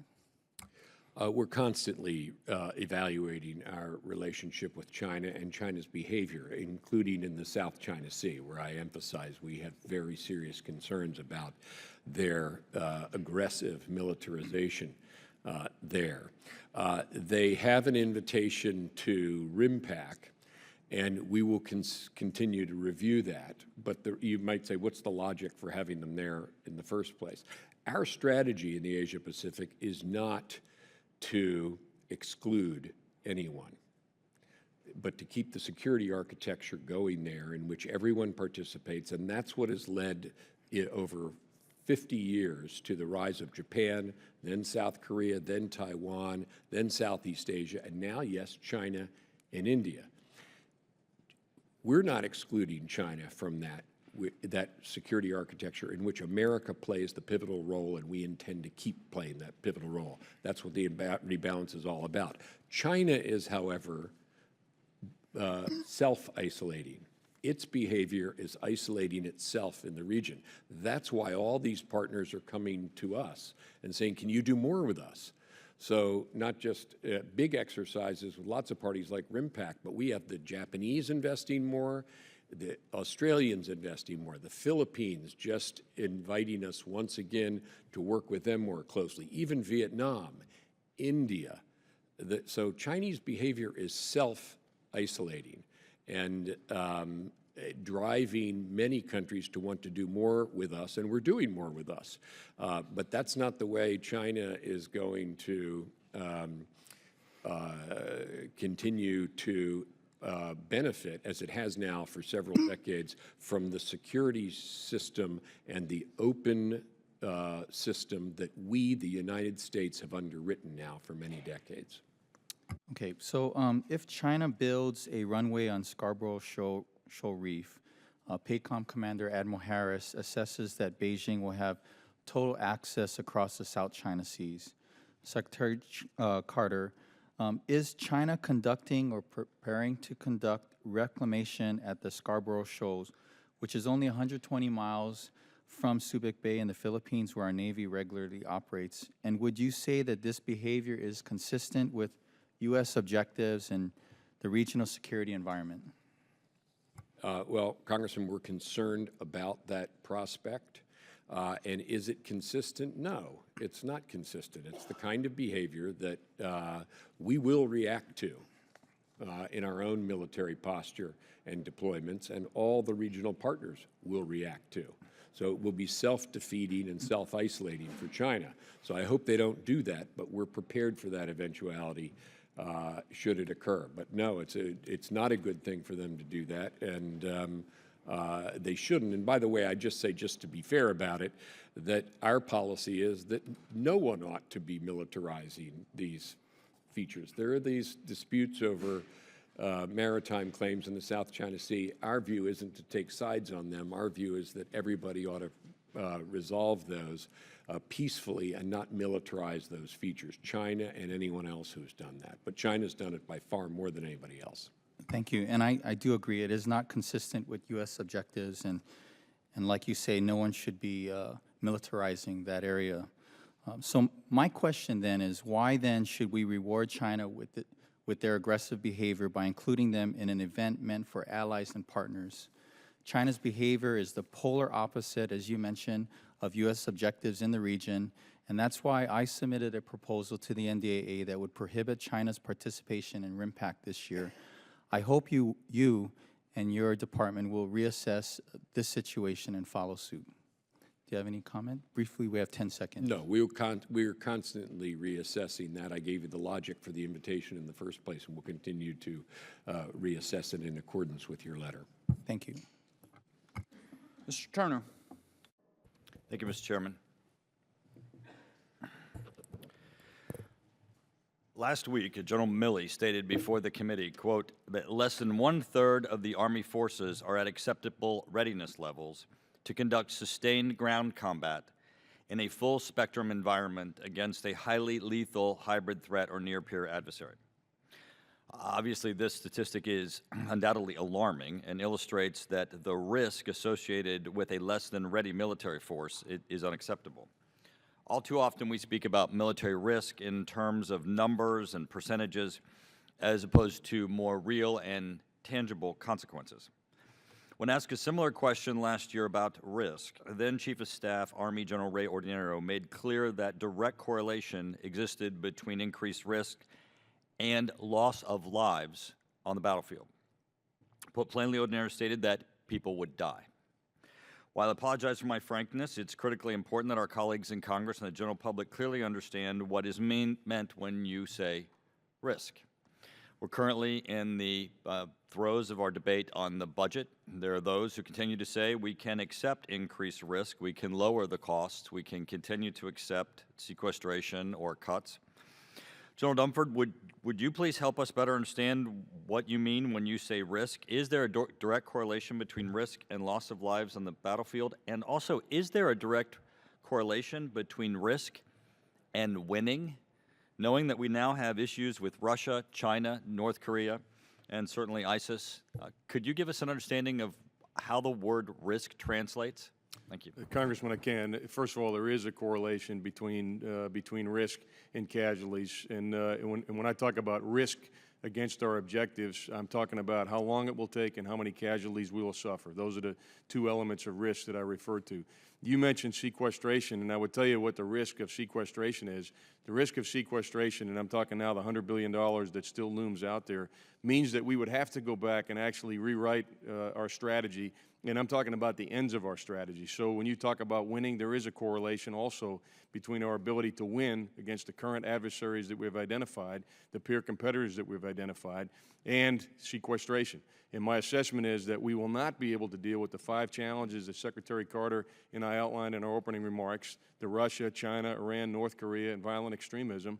Were we to go to sequester-level funding, I can't imagine us being able to satisfactorily deal with those 5 challenges, and, by the way, the challenges that we can't foresee. Secretary Carter, when you were here last year, one of the things that you said was that it would be so important to get a 2-year budget deal. Many of us in Congress, including myself who voted for it, believed we had a 2-year budget deal. We believe that we'd be looking this year at the budgetary process with a fairly firm 574 commitment to base budget funding, which would result in stopping the cuts that the Department of Defense has been put to. But when we received the President's budget, the President indicated that there were increased overseas contingent operations funding that he would need for his operations, $3.4 billion for Europe, additional dollars for ISIS. And rather than putting those on top, meaning that they're additional things that the President would need to do, he took that out of the base funding of the Department of Defense. Now, we're having in Congress to debate putting those dollars back. And again, it was unexpected because that was not part of the 2-year budget deal that you advocated for and that we voted for and that we all thought we were operating under. Could you please tell us what the consequences are of the cuts that will happen to the base budget of Department of Defense if we accept the President's budget? Because clearly there are things that you're going to have to not do that you'll get to do if we put that money back. Well, the President's budget reflects the bipartisan budget agreement. The numbers in the budget are the numbers in the BBA.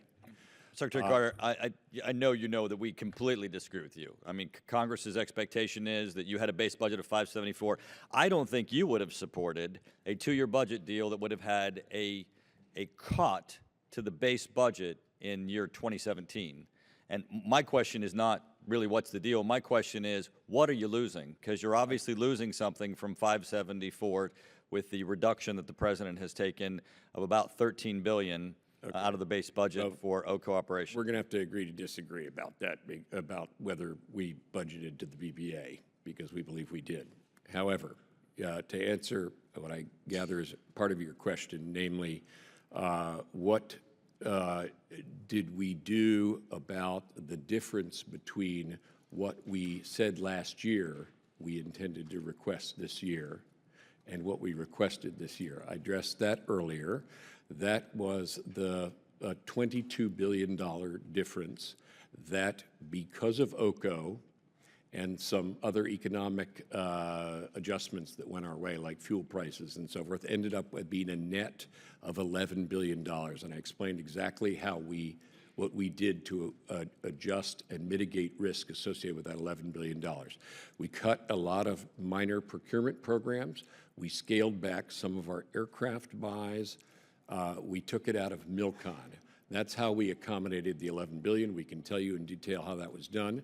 And I also explained what we didn't do. We didn't go into military pay to make up that difference. We didn't go into the readiness recovery plans that the chairman has described and that are so critical to restore our readiness, including full spectrum readiness for the Army and the other services. We didn't cancel any multi-year procurements or other major acquisition programs, and we didn't change any of our force structure targets, number of ships, Army end strength, or anything like that. We did what we did. We've described what it is. We believe that we were able to mitigate that risk, and that's what we did. Our biggest risk going forward, I just say it again, we've said it many times, the biggest risk to us strategically in our defense is a return to sequestration, a collapse of bipartisan budget agreement. And that is our biggest concern. Mr. O'Rourke. Thank you, Mr. Chairman. Mr. Secretary, last week we were able to listen to testimony from Acting Secretary of the Army Murphy and General Milley. And Secretary Murphy said, to continue this line of questioning on risk begun by Mr. Turner, that he said something to the effect of this budget places the Army at high risk. And prior to that, General Milley had made that connection explicit between risk and the loss of the service members' lives who we will put in harm's way. We reduce risk, we reduce that loss of life. So couldn't be anything more serious or grave for us to make a decision on. My question for you is that level of risk comparable in the other service branches? And what is your guidance to us as a committee going into the NDAA as a Congress that might look in the near future at supplemental funding to further mitigate that risk in this upcoming budget year? Well, first of all, let me completely associate myself with what Acting Secretary Murphy and General Milley said. That is our highest priority for the Army in this budget, is readiness. They both made that clear. I concurred in that, and that's why the Army's readiness recovery plan is fully funded in the budget. Now, what does that consist of? And it gets back to the question earlier about full spectrum. In order to recover full spectrum, remember, where we're coming from here is an Army that was working extremely hard in Iraq and Afghanistan to meet the rotational needs of a counterinsurgency battle. And they were being trained for that. Now they are trying to restore their training to full spectrum for the other problems that we highlighted among the 5 that we're highlighting in this budget. To do that, they need to pass through their training ranges, and those high-level training ranges have a certain capacity. We're filling that capacity, but it's going to take some time for them to come out of it. And it's not going to just take time, it's going to take budget stability. That's why I keep coming back to the need for budget stability. And then the last thing in your question are the other services have comparable readiness issues. They're all different, but they're comparable in the following sense. All are trying to make long-term plans to get better in readiness. In the Marine Corps, it's particularly aviation, as the chairman has pointed out. In the Navy, it's principally a maintenance issue, and they're working very hard on that. In the Air Force, it's very importantly, and I think the Air Force leadership has indicated this, and the chairman mentioned this as well, the very high op tempo. The Air Force is trying to train for high readiness. At the same time, we're working them very hard in the counter-ISIL fight and elsewhere. So it's a little bit different in each service, but there's a challenge in each case, and that challenge, and we have plans to improve readiness, but they can't be executed if we're returned to budget to sequester levels. Let me ask two follow-up questions to clarify. One, are we doing all we can do within this budget request to mitigate that risk? If not, what do we need to do? I'd be happy to join my colleagues and you in making the necessary changes. Two, my understanding is that risk is a term of art in terms of what the service chiefs submit to the chairman of the Joint Chiefs. And what I'd like to know is what we heard from the acting secretary and the chief of staff of the Army reflected in the other service branches, yes or no? If we have less risk in those others, are there more resources to pull to address the high risk, which I understand is a term of art, that was disclosed to us in the hearing last week? Well, with respect to the first part, we have in this budget for 17 done everything that the Army wanted to do. I completely support them to get on the path to restoring readiness. It can't be done overnight. This is as much as we can described, and so it's not a money issue, it's a money stability issue for the Army, and we've got to have that. And with respect to, does that translate into risk? Yes. Does it translate into risk for the other services? Yes, it does. And is that reflected in how the chairman and I and the rest of the Joint Chiefs and the service secretaries deal with risk in each service contribution to joint war plans and across joint war plans? Absolutely it does. Thank you. Go ahead. Out of time. Thank you, Mr. Chair. Mr. Rogers. Thank you, Mr. Chairman. Mr. Secretary, what priority do you assign to the department's nuclear deterrence mission?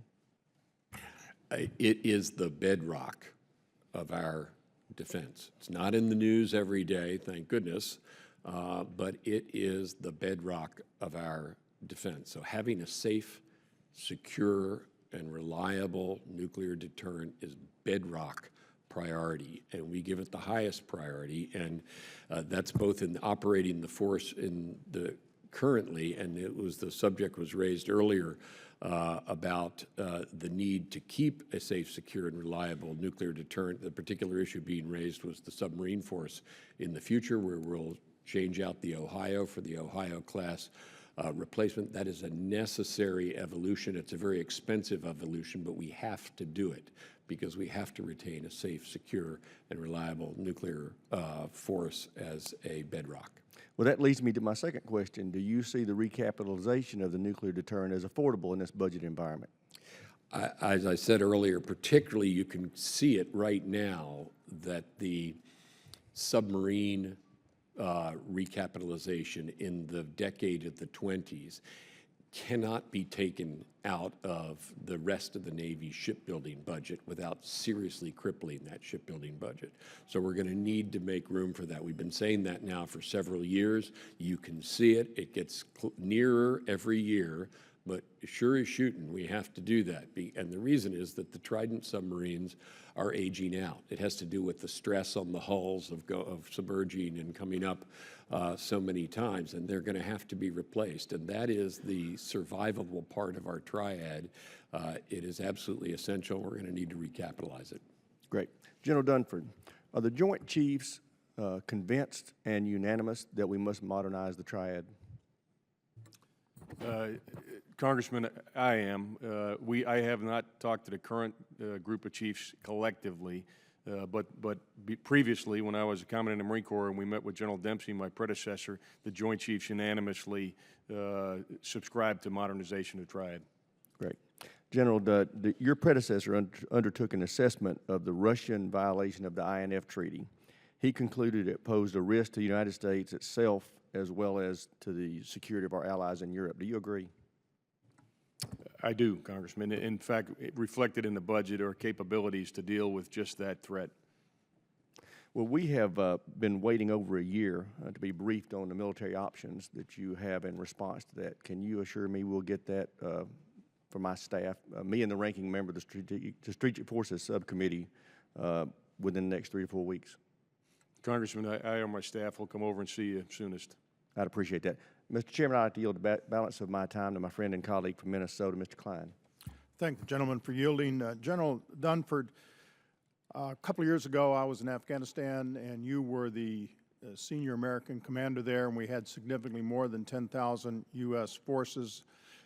In January I was back in Afghanistan. General Campbell was the commander there and was operating under a force management level of 9,800 troops. Now, General Nicholson is on the ground there, and he is currently undertaking a review of the situation there to make his recommendations.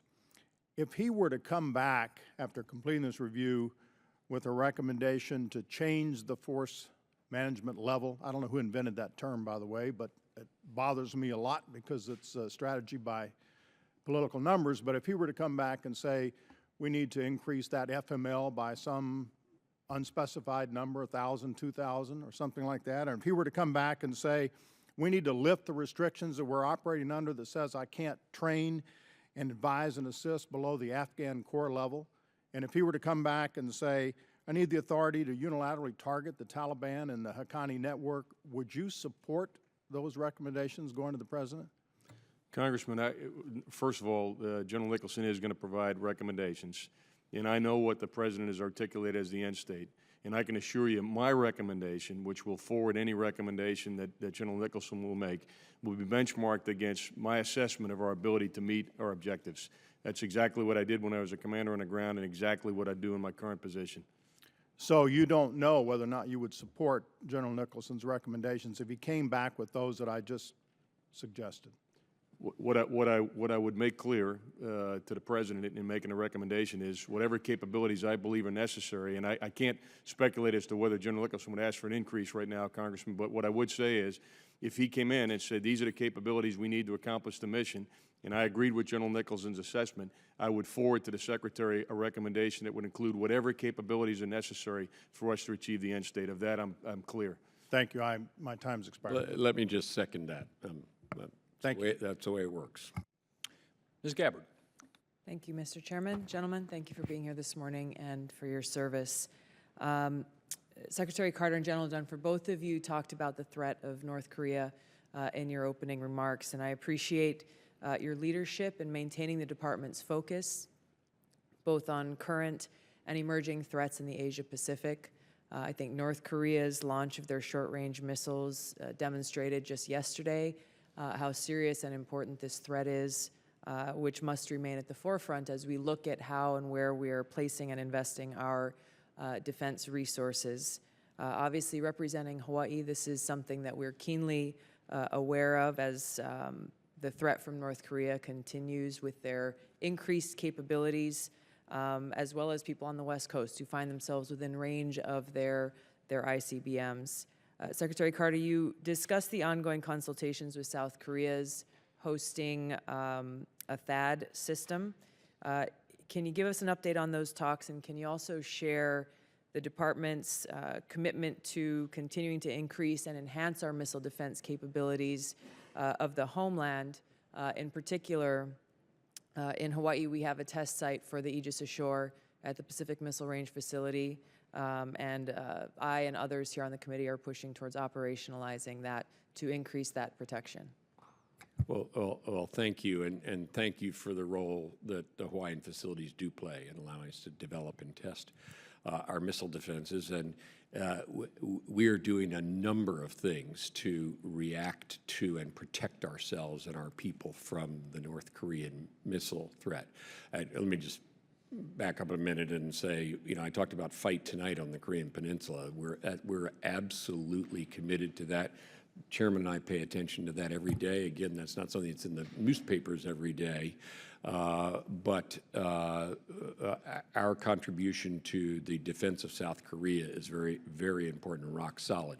On the missile defense front, well, we're doing things at all ranges. You mentioned Aegis Ashore. THAAD, and just to answer your question about THAAD on the Korean Peninsula, we are discussing that with the Koreans. We have agreement in principle to do that.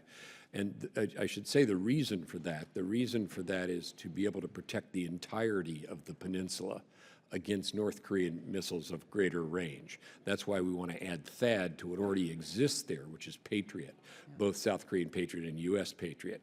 Finally, to the homeland, it is with the possibility of North Korea having capability to range the United States with ICBMs that we began several years ago to increase both the number of our ground-based interceptor system and also its capability. So we're increasing the number of those interceptors from 30 to 44. We're improving the kill vehicle on the front end, and we're adding radars to that. So we're doing a great deal, but unfortunately we have to because we see, as you mentioned yesterday, the action of North Korea. Yeah. Let me see if the chairman wants to add anything to that. I'd like to shift to both of your comments as well with regard to Ukraine and Russia. Much of the $3.4 billion for the European Reassurance Initiative goes towards military funding and training and so on and so forth. In particular in the Ukraine, obviously there are many challenges that they're facing kind of in their whole of government, but specifically within the military, we've seen time and time again how there is no tank-to-tank competition possible as Ukraine faces different threats coming from Russia. So can you speak to what kind of training we are assisting them with regards to unconventional or special forces tactics and guerrilla warfare, which can take a toll on what Russia is doing there? We are doing that. That's part of the support that we give to the Ukrainian forces, both against what you might call symmetrical or traditional kinds of combat operations, and also helping them with this unique brand, but I'm afraid to say here to stay, brand of hybrid warfare that we've seen in eastern Ukraine. Let me ask the chairman to elaborate. Congressman, on that issue specifically, we have currently 5 conventional Ukrainian battalions going through training and 1 special operations unit going through training. Their training cycle will complete in September. I recently received an update, probably assessed as some of the best, most effective training we provided to the Ukrainians to date, and that's both the Ukrainian and U.S. perspective. Much of that training is informed by Russian behavior over the last few years and lessons learned in terms of integrating unconventional warfare, information operations, cyber capabilities, conventional capabilities. So I believe we're addressing that in our training program right now that's taking place with Ukrainian forces. And this is Minister of Defense forces. Heretofore, we had trained just Ministry of Interior forces. This is the first cycle now of Ministry of Defense forces trained in these areas. Great. Thank you. Mr. Conaway. Thank you, Mr. Chairman. Mr. Secretary, thank you for being here. General Austin, CENTCOM commander, said to the Senate Armed Services Committee that additional capabilities are going to be necessary to take Raqqa and Mosul, including additional U.S. personnel, intelligence, logistics, other advise and assist teams. Do you agree with General Austin on the assessment that additional U.S. troops on the ground in Iraq and Syria are going to be necessary to take Mosul and Raqqa, and will you support that? Personally, support that to the president? I do. We already have. I expect us to do more because we're looking for opportunities to do more. So General Austin is right. And, of course, all this is in support of the Iraqi security forces, but it includes support to the Iraqi army, support to Sunni tribal forces, support for police training. And, by the way, it's not just U.S., but I've been getting coalition contributions as well. And as we assemble the forces to move on Mosul, we will be doing more. And when we've taken those requests to the president, as the chairman said earlier, he has consistently granted those requests, and I expect there to be more in the future because we want to get Mosul. We want to defeat ISIL in Iraq. We got to have Raqqa as well. ABC's reporting Yes, that the Raqqa planning for also. Brussels came out of Absolutely. Raqqa. Let me pivot to something that's a little more mundane, but nevertheless important. That's auditing. Yes. I worry at. But by the way, Michael McCord, thank you for the report from your group on where everything stands right now. I don't necessarily want to go into the details of that, but thank you for getting that over to the committee in response to the NDAA. Can you talk to us about transition to a new civilian leadership team next year and the impact that might have on the forward momentum with respect to getting this audit process done by the deadlines? I worry that the impact from, Leon Panetta started this deal, Hagel kept it up, Secretary Carter, you're full-throated in favor of it. Mm-hmm. Are there risks that a new civilian team might not have the same emphasis? And General Dunford, will you comment on the military's side of that issue as well? I am absolutely fully in support of it, and I thank you very much for your persistence and your leadership in inducing us to do this. And I also want to thank Mike McCord and his whole team for their role in it. You ask about the future. My guess is that this will continue because the logic is quite clear, the necessity is quite clear. So I think that'll be clear to people who come after myself and the chairman. I'm pretty confident that will. It certainly should, and of course you'll have a role in helping remind them of this necessity. But there's a whole team behind this and all of our components, and I think they're committed to this work. They'll remain committed to this work. Chairman? Congressman, I can speak from both my current perspective and as a former service chief. I mean, I would tell you, I really do believe that it's now part of our culture. And as you know, we've been at this now 4 or 5 years and worked pretty hard at it. And frankly, I think the uniformed personnel that are involved in the audit process and the civil servants involved in the audit process are fully committed to actually coming back over here and laying on the table a clean audit. I mean, that is a bar they have set for themselves. And again, I don't think the civilian transition that will take place this year is going to change the objective of the individuals who have been working so hard. And again, most of the folks that are doing the heavy lifting, they aren't going anywhere. And they're pretty clear about in their commitment to get this thing done. Well, I appreciate that, and I hope our Senate colleagues during the confirmation process, whoever's doing that next time, will make that clear. And just to be sure, the the resources necessary to move this forward are in this budget, and the requests. They are. All right. General Dunford, did you want to comment on the need for additional U.S. troops to counter ISIL and actually defeat them in Mosul and Yeah, Raqqa? Congressman, I fully support the comments that General Austin has made and the Secretary has endorsed. We have from the very beginning said that we would recommend whatever capabilities are necessary to maintain momentum and achieve the end state. And I do assess that to be successful in both Raqqa and Mosul and beyond, we're going to need additional capabilities, and at the right time, we'll be prepared to provide that recommendation to the President. All right. Thank you, gentlemen. You go back. Mr. McCord, let me warn you, I promised Mr. Conaway we're going to do a briefing or hearing on the audit issue, and we'll be talking with you and the other folks about dates for that. But it is something that Mr. Conaway is going to stay on our case till we see it all the way through, and I think a lot of us are committed to doing that. Ms. Berdallo. Thank you very much, Mr. Chairman. As a representative from the Asia-Pacific area, I'd like to start out by expressing my sincere sympathy for the people of Belgium and for the family of the Marine killed this weekend in Iraq. I do know that Representative Takai already spoke on China and Representative Gabbard referenced North Korea. So on Guam, we are considered the tip of the spear in the Asia-Pacific region, and I know the budget request contains nearly $250 million for FY17 military construction projects. We are seeing tangible development, such as facility construction, take place. So I'm asking the Secretary Carter what role the administration sees for Guam in the broader strategy. Should Congress continue moving forward with construction on Guam?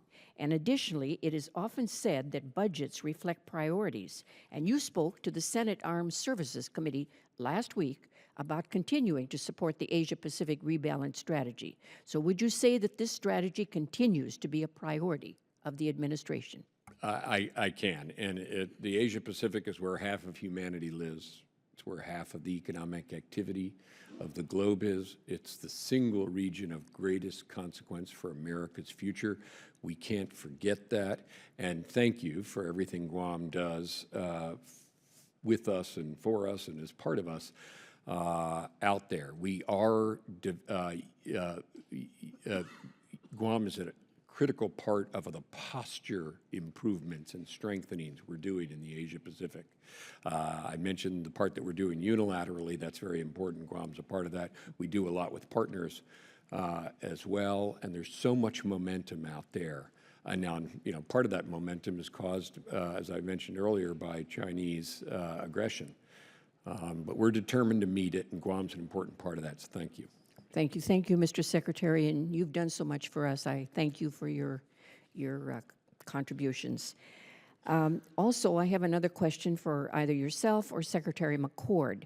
It is estimated that the Defense Department spends nearly twice as much on service contractors as it does on civilian personnel, even though they're often doing the same work. Nevertheless, the department's budget request seeks to cut civilian personnel and increase spending on service contracts.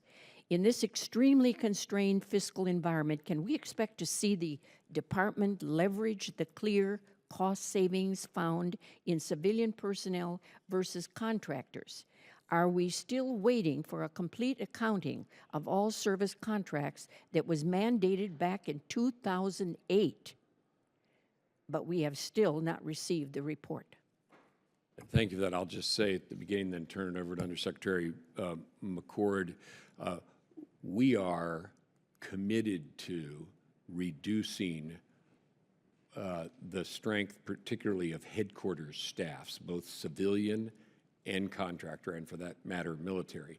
That's where those numbers come from. And are we getting better at understanding how we're doing the spend for services contracting? Yes, we are getting better at that. The Chief Management Officer of the Deputy Chief Management Officer of the Department, along with Mr. McCord, work on that, and we're committed to meeting those targets. They're part of our budget outlook. If we don't keep working on tail, we're not going to be able to invest in the tooth. So it's an essential thing to do. And let me ask Undersecretary McCord wants to add anything. The contract. Yeah, I would just add that, as the Secretary said, we have been instructions, both internal and from the Congress, to hold down civilian, to keep commensurate with the drawdown in military, and we recognize that mandate. And as he said also, we are looking hard at service contractors, the DCMO. Mr. Levine is leading an effort. In fact, all of us have to report. My turn is coming, I think, within the week to report to him within my own office, just like everybody else has to do, on what we're doing to review all of our service contracts to make sure they're still justified.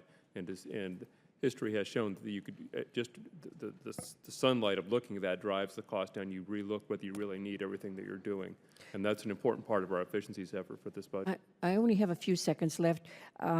We still haven't received the report. Will we receive a report of some kind? This has been due since 2008. We'll have to get back to you for the record of the exact status of the report. I don't have it at my fingertips. All right. But thank you very much, and I yield back, Mr. Chairman. Thank you. Mr. Whitman. Thank you, Mr. Chairman. Secretary Carter, General Dunford, Mr. McCord, thanks so much for joining us today. General Dunford, in the previous hearings that the House Armed Services Committee has held, been a lot of discussion about readiness, and obviously for all of us, the concern about returning to full spectrum readiness is at the very top of our list. I think General Milley put it best. He said readiness doesn't have a constituency. And I think that's why it's critical for members of the House Armed Services to make sure that we are the constituency for military readiness for our men and women in uniform. Tell me where we are with the current budget situation, with where we project to be with the proposal in FY17 on the path to restore readiness. I mean, we're right now just at the point of setting conditions to restore readiness. Tell us how far away we are and what milestones you expect to achieve in restoring full spectrum readiness. Thanks, Congressman. With regard to 17, we took inputs from all the services as to what they needed in FY17 along their path to restore readiness, as you've outlined. And that was a priority for the Secretary, and so we fully resourced the service plans for readiness restoration. Keeping in mind that we knew we couldn't get to where we needed to be in 17 because of the other elements associated with readiness recovery, one, operational tempo, the other, the aspect of time. So with regard to where are we relative to where we need to be, 3 of the services have indicated that FY20 or 21 would be where they would get to if we are not sequestered and we actually receive the resources we project to receive. The Air Force is a little bit outside of that because of the unique challenges they have, and I think some of the numbers I've seen are as long as 2028, somewhere between 2024 and 2028. So 3 of the services probably about 5 years away. One of the services maybe 7 or 8 years away from full restoration of readiness. Gotcha. Let me get your perspective on one of the elements of that readiness restoration, and that is aviation readiness. And you know, when you paint the picture about full spectrum readiness, it's across the service branches. But one of the areas that really concerns me is the assessments that we're hearing about aviation readiness. And it starts with the Marine Corps and what they're trying to do to restore it. And Lieutenant General Davis, I think, is doing all that he can. It's a pipeline issue. How much can we do and how fast can we do it just based on capacity? But give me your perspective about where we are with aviation readiness across the service branches, and what can we do in the context of full spectrum readiness to get there as soon as possible also? Thanks, Congressman. There's 2 issues. One is the state of the current aircraft that we have, and again, we had some difficulty with depot level maintenance and so forth associated with the last few years, and so we're in a trough with regard to the readiness of the platforms that are in the inventory right now, what we call ready basic aircraft.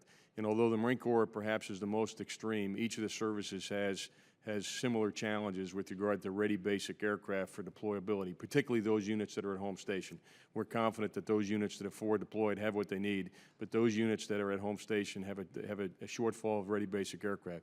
The path to address the maintenance issue, of course, is stable funding in the future, both for our depot level and also for our local level maintenance. The other issue is the modernization piece.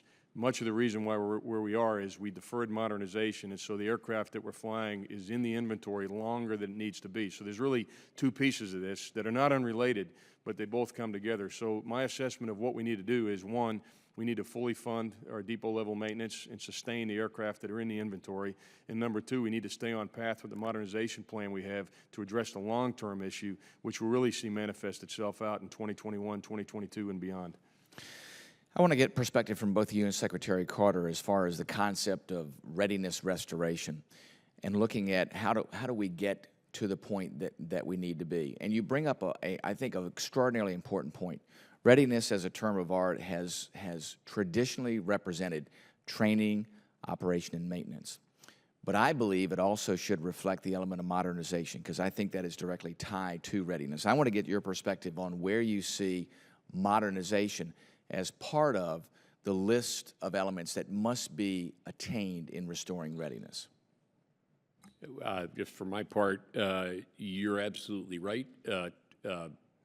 Training, maintenance are important parts of readiness, but in some forces, and you mentioned aviation, the real answer is the replacement of an aircraft that is now so old that it's cost too much to maintain, or we're simply not able to maintain them at the levels that means so the guys don't have aircraft to fly. We're seeing that with respect to the CH-53 in the Marine Corps. I'm sure you're familiar with that. That's an example of it. Also, to take another Marine Corps example, the F-18s in the Marine Corps, the older versions of those. So modernization is a key part of restoring readiness. Chairman? I'll be very quick. I think I'm out of time, Congressman, but what I would say is this. You know, I've talked about FY17 as being sufficient. It's not everything we needed, and I subscribe to what the service chiefs have said when they came in. But my greatest challenge as I look at the budget in the future is the bow wave of modernization that is going to come in 2019, 2020, 2021. We talked about the nuclear enterprise, but frankly, it's the whole inventory of joint capabilities. And we've had 4 or 5 years of deferred modernization right now. We've done the best we can to start to rebalance that in FY17. It took us years to get to where we are. It'll take us years to get out of where we are. But this modernization issue is tomorrow's readiness. I equate it to health and wellness. So today, you know, we're not as healthy as we'd want to be, but we can get the job done.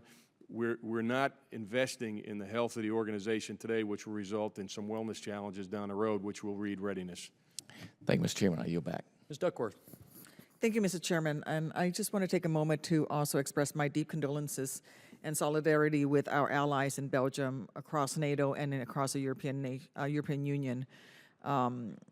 This morning's cowardly terrorist attacks were not only an attack on the people of Brussels, but attack against Europe and civilized people everywhere who condone such horrific acts of terror. Secretary Carter, in your written testimony, you lay out 5 evolving challenges that are driving the department's planning and budget. And I want to focus on the 5th challenge, countering terrorism overseas and protecting our homeland. In your written testimony, you also outlined 3 military objectives to defeat ISIL, and you say the 3rd is the most important, to protect the homeland. Again, with that in mind, please provide the specific steps the department is taking to coordinate with its interagency partners to protect the homeland, and what actions Congress needs to take to bolster those initiatives, funding, legislative. Additionally, you mentioned the development of DoD's trans-regional counterterrorism strategy. Could you describe the pillars of that strategy and how it complements current efforts to deny terrorists a safe haven from which they can train, plan, operate, and launch these kinds of attacks, for example, here in the homeland? Certainly, and thank you for the question. I'll start and then ask the chairman to reinforce. You're right. Our mission of protecting the homeland, which we need to do at the same time we fight overseas to defeat ISIL, is one we share with the intelligence community, with law enforcement at all levels, and also with Homeland Security. And we work very closely with them. Through NORTHCOM, we have a command that actually has precisely that mission, which is to protect the homeland by working with other interagency partners. We do that. We have plans to reinforce them if they request it in an incident.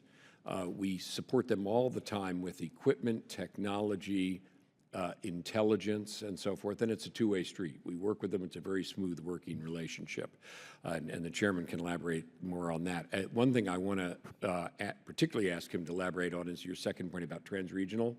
One of the things that I am looking at in connection with the so-called Goldwater-Nichols issue is strengthening the role of the Joint Chiefs of Staff and the chairman in precisely this way, the trans-regional coordination.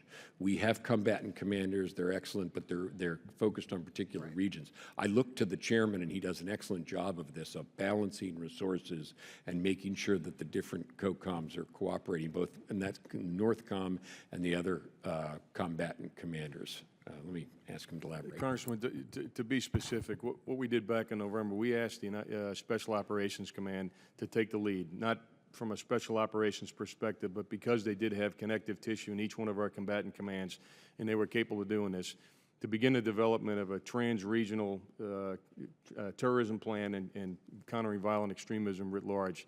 We've been working at that now for a couple of months. We most recently had a meeting in the tank on Friday afternoon where I convened the Joint Chiefs and all of our combatant commands to look at this.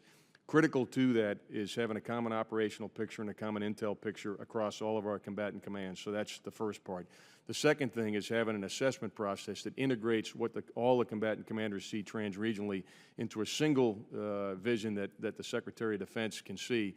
And then, as the Secretary alluded to at the end of his comments, a process to make recommendations for the prioritization and allocation of resources across all the combatant commands, so that much like we're trying to provide pressure across ISIL in Iraq and Syria, we're trying to do that trans-regionally at the same time. So we are very focused on that. You asked a specific question about, what are we doing to improve our interagency, and I would add to that interagency and international cooperation, which is very critical. Within the interagency, we meet routinely now, and the Secretary and Secretary Kerry lead the effort. We meet routinely to do deep dives on issues like resourcing or foreign fighters or intelligence sharing.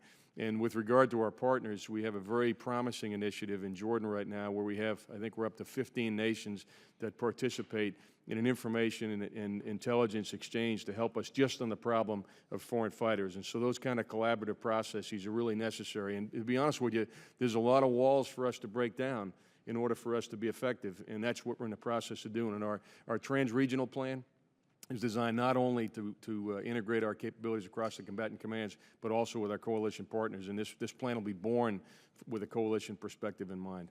Thank you. I'm very interested in the Jordan Initiative, and perhaps I'll have my staff follow up with your office if that's possible. Thank you. I yield back, Mr. Chairman. Mr. Gibson. Well, thanks, Mr. Chairman. I appreciate the panelists. The attack this morning reminds us we're still at war with an evil, determined enemy that must be defeated. And, you know, earlier in the testimony today, we had discussion about restoring deterrence as well, peace through strength. And I'm interested in hearing first from General Dunford. The RAND Corporation has published a study, Limiting Regret, Building the Army We Will Need. And here we're talking about the ERI initiative. And RAND concludes that we're going to need 3 armored brigade combat teams and associated forces to restore credible deterrence. I'm interested to know whether or not you agree with that assessment, and if you don't, then what you think is necessary to restore that credible deterrence. And then for both the Secretary and for the Chief, I have a bill, a bipartisan bill, over 40 co-sponsors now, the Posture Act, which stops the drawdown for the Army and the Marine Corps. That's the total Army, the National Guard, the Army Reserve, and the active duty Marine Corps and the Marine Corps Reserve. Assuming that would come with the necessary resources for operations so that we don't hollow out the force and the complement of modernization that goes with it. I'm interested in your assessment on how that would impact the risk that we currently have, given the fact that earlier in your testimony today, Mr. Secretary, you talked about where we are today was based on a series of assumptions which have changed. So how would this Posture Act, if enacted with the necessary resources so we don't hollow out the force, how do you assess that would impact the risk, and how might these additional land forces be arrayed to deal with things such as the ERI? I'll start then for the chairman on the 2 issues. First, with the Armored Brigade combat teams, the chairman can elaborate, but, and I don't want to go into our operational plans here, but we are developing our operational plans for the defense of NATO territory against both ordinary attack and what I called earlier hybrid warfare. And we're developing those plans and the requirements that come from them. I'm not familiar with the particular report that you cite, but that is now a necessity as a consequence of Russian behavior, as I said in my opening statement. With respect to Army and Marine Corps end strength, the chairman can speak to that also, and I'm sure the chiefs have as well. But I'll just, both in the Army and the Marine Corps, their emphasis to me in the preparation of this budget has been on readiness. And they have end strength plans to come down from the levels that they were previously, and their priority is the readiness of the force, not changing those end strength goals. I concur with that. Chairman? Congressman, we've made a down payment. You know, you talk about what do we need in Europe, and of course, it's not just about Army forces. It's the aggregate of joint capability. In the ERI, I think you know that we have an armored BCT's worth of equipment, a division headquarters, engineering equipment, and other units that are part of our pre-positioned stocks. We also pay for a constant presence of another brigade combat team that'll be over there for exercises and assurance of our partners as well as deterrence. What the overall number is that we may have, you know, a year or 2 or 3 years down the road, you know, I couldn't speculate. I don't think the RAND study is wildly off base, but again, to me, it's a function of not just looking at Army presence in isolation, but looking at the aggregate of joint capability that'll do what we need it to do, which is assure our partners as well as deter. With regard to the end strength issue, Congressman, my greatest concern is, in fact, that we have balance in the force, and we have not only the right force structure, but we have the right capability. And you hit it exactly right. If we're gonna grow the force, we need to make sure that the infrastructure supports that. We need to make sure that the manpower supports that. We need to make sure the equipment modernization supports that. And then the operations and maintenance dollars that will allow us to train that force as well. So all of those levers have to be adjusted at the same time. Otherwise, the force gets out of balance. And that's why our focus this year was on capability over capacity. The reason is we felt like we were getting out of balance, where we didn't actually have the right amount of training, the right amount of equipment in place to make sure the units that we had were at the highest level of readiness possible. Well, thank you, General. And let me just say for my colleagues and for the American people watching at home, for the record, that we are on path to draw down our land forces to pre-World War II levels. We had General Milley here last week, and he describes the array and the mission set, and given the changes to the assumption as high risk, and given the fact that when you turn this off, it takes 3 to 4 years to actually get the combat readiness restored, I think this bipartisan bill, we need to summon the will, get the resources, and get it enacted. And with that, I know my time has expired. Thank you, Chairman. Mr. Scott. Thank you, Mr. Chairman. Gentlemen, thank you for being here today. And General Dunford, your statement warns of an expanding Iranian malign influence and increasing capability in the region. In your assessment, is Iran more or less capable today, militarily speaking, than they were the day the nuclear deal was signed? Congressman, I believe that Iran was spreading malign influence, was capable of doing that before the agreement, and I think they're capable of doing it after the agreement. I haven't seen any measurable increase in their capabilities, but again, I am under no illusion about what Iran's intent is, what their capabilities are, or what their current level of activity is across the Middle East. Have you seen any change in their behavior? I have not seen any specific change in their behavior, Congressman, with the caveat that they were spreading malign influence before the agreement, and they continue to do so. Absolutely. Now they have $150 billion to help them spread it. And if there has been no change in the behavior, then certainly my concern is that the world's not more safe, but less safe with them having that money. Just a couple of quotes from the President, if I may. Today, after 2 years of negotiations, the United States, together with our international partners, has achieved something that decades of animosity is not: a comprehensive long-term deal with Iran that will prevent it from obtaining a nuclear weapon. The deal offers an opportunity to move in a new direction, a different path, one of tolerance and peaceful resolution of conflict.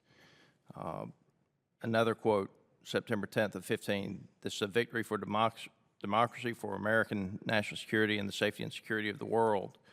And then the budget that was presented, and I agree with the budget statement. Iran's malign activities in pursuit of missile technology continue to pose a threat to our interests and allies in the region. To combat those threats, the budget continues efforts to hold Iran accountable for its destabilizing behavior by advancing preparations, posture, regional partnerships, and planning to preserve the President's options for any contingency. So one statement, September, a budget statement 5 months later. Secretary Hagel, what is the Defense Department doing to mitigate what is a clearly growing risk from the Iranian ballistic missile program? Thank you for that. And you're right. The nuclear deal with Iran was about their nuclear weapons program. And it, if implemented, and we'll know whether it's implemented or not, will keep them from having a nuclear weapon. That doesn't stop them from having other capabilities and exhibiting other behavior that concerns us. One of those is ballistic missiles. That's why we are strengthening our ballistic missile defenses in the region, in Europe, to defend our friends and allies there, our own forces there that are deployed there. That's why we have Aegis afloat. That's why we have Aegis ashore. That's why our other partners procure those same missile defenses from us. And that's why we help Israel with its defense against short-range rockets, both the Iron Dome system and the David Sling system. They're also, by the way, developing the Arrow system against longer-range missiles. We help them with that, too. So we're doing a great deal to in the missile defense area in that region. Chairman, if I can quote James Clapper, the Director of National Intelligence, what he said to SASC on February 9th, Iran probably views the Joint Comprehensive Plan of Action as a means to remove sanctions while preserving nuclear capabilities. General Austin, March 8th, 2016, we've not seen any indication that they, meaning the Iranians, intend to pursue a different path. Now, I think he is talking about with regard to their malign activities, not specifically with nuclear, with regard to General Austin's statement there. But just a few things that they've done since then, aside from what they did to our sailors. They've continued to test ballistic missiles. October 11th, 2015, they tested a new generation of surface-to-surface missiles. The UN stated this test violated UN Security Council Resolution 1929. On November 21, 2015, they launched another medium-range missile. On March 8th of this year, Iran launched several missiles from multiple sites around the country. The Iranian general who commands the program stated, the Revolutionary Guard Corps does not give in to threats.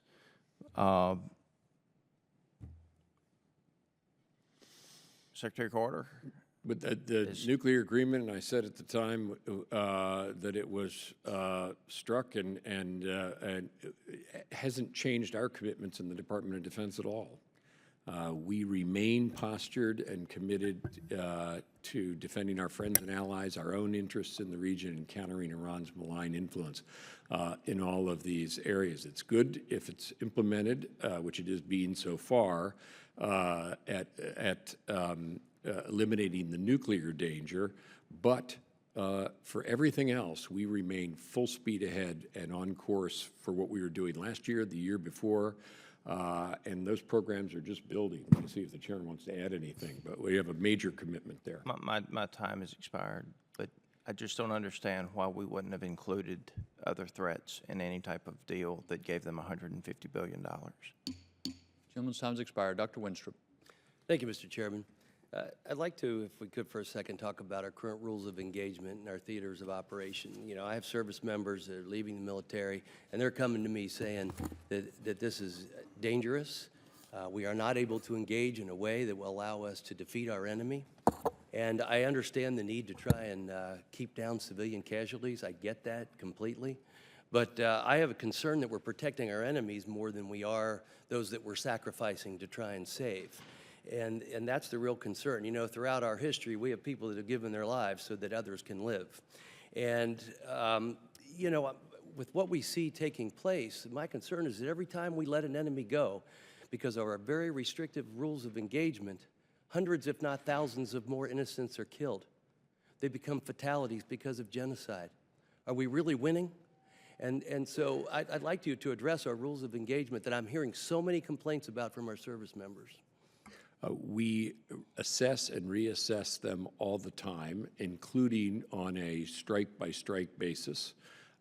So your question is very apt, very appropriate, and we try to balance those things. And we do it every day, and we do it in a very practical way. Mr. Secretary, when was the last time we changed them? Geez, we modify them all the time. Let me ask the chairman to explain. Sure. Congressman, if I could, I'd like to distinguish between rules of engagement and collateral damage. You know, those have been conflated a bit in some of the discussion. I've heard the same thing you have. And I want to make it clear on the rules of engagement, those are enduring. And anytime one of our young soldiers, sailors, airmen, and Marines is in harm's way and there's a hostile intent and you can positively identify an enemy, they can engage. That hasn't changed. There's no restriction on their ability to do what must be done to protect themselves. With regard to collateral damage, we make an assessment virtually on every time we engage. And right now, we start with a baseline of 0 civilians. But I'm here to tell you, if we have a target that justifies an expanded view of collateral damage in a particular case, we'll make that adjustment. So to your question, when was the last time we changed?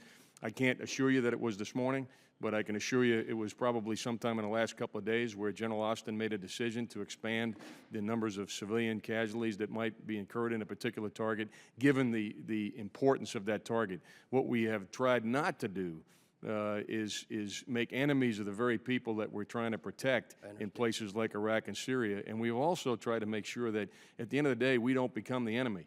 We're fighting with our values, and at the end of the day, 5, 10 years from now, when this war is over, it'll be because we won the war of values and a war of ideas, not because we dropped a bomb in one place or another. I understand that's a very fine balance. You know, I personally would give my life so my family could live, if that's what it came down to. My other concern comes to Are we in any way, shape, or form trying to work out an international or system of justice for those that we detain?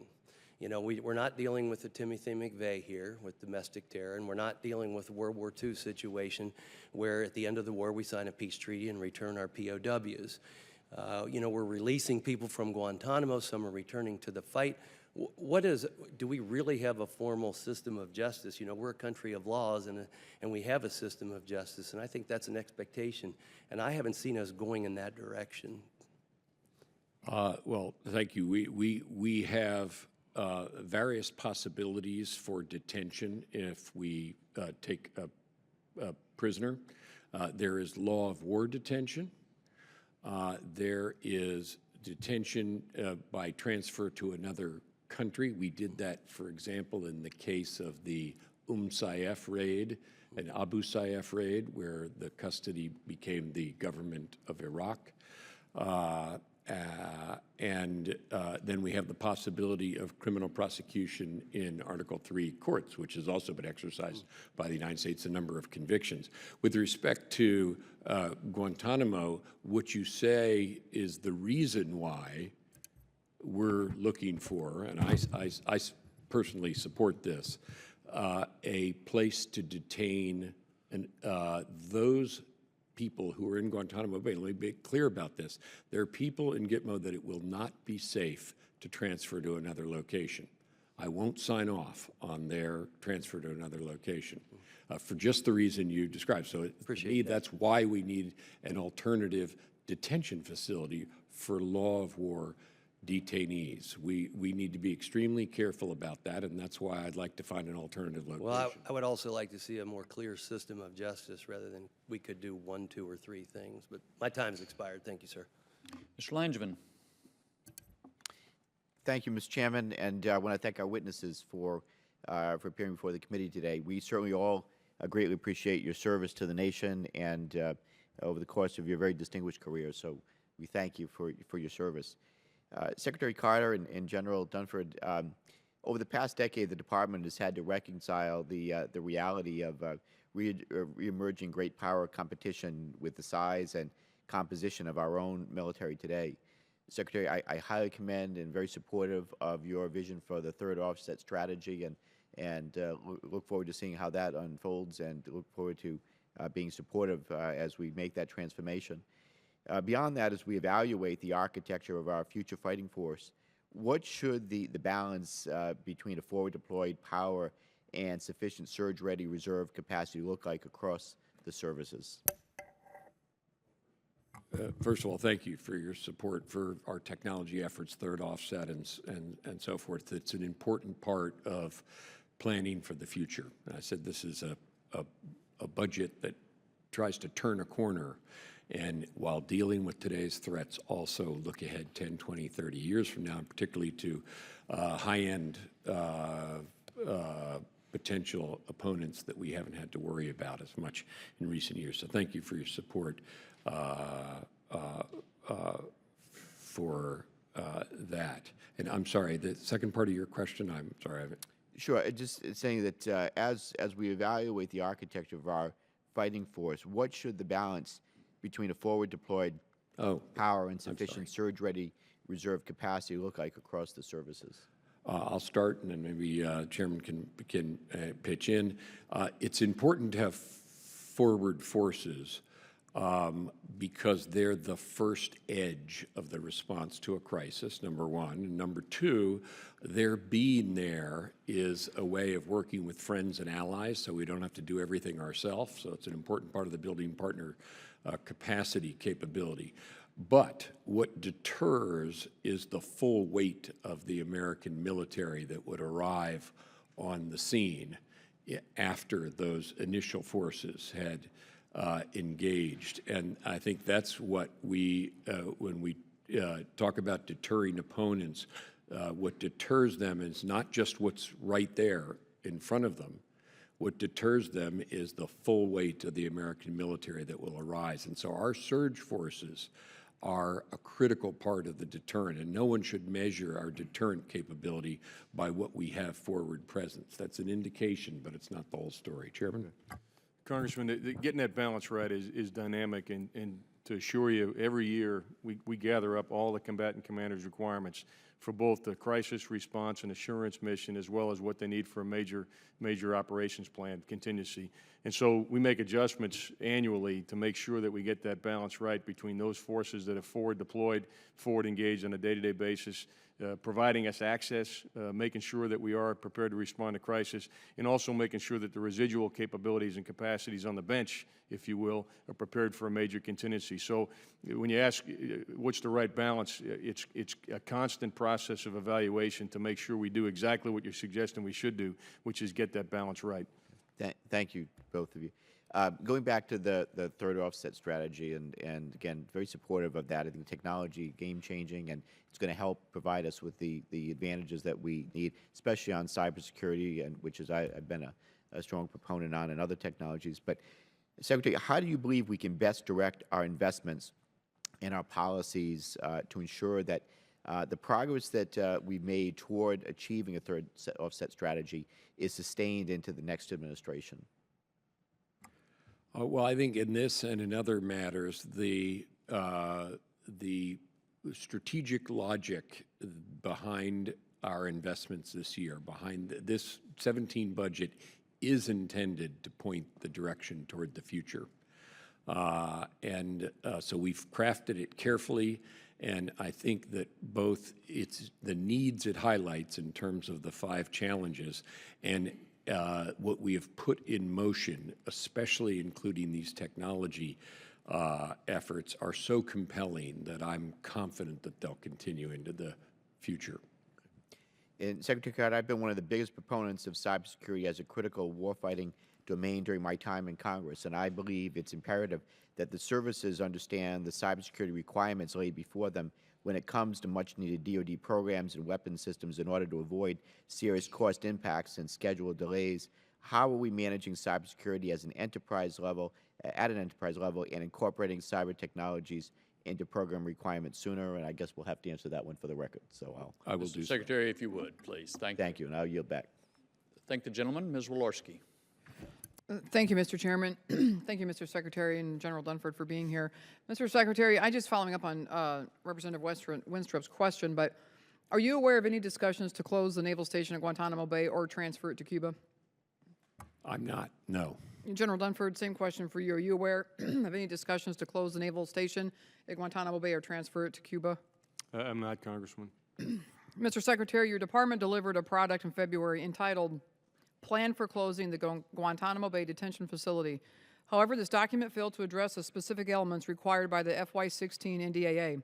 Therefore, as this committee has previously stated, the requirement has not been met. In this document, there were 3 options outlined for handling future detainees. They were on a case-by-case basis. Number 1 was prosecution in the military commission system or in federal court.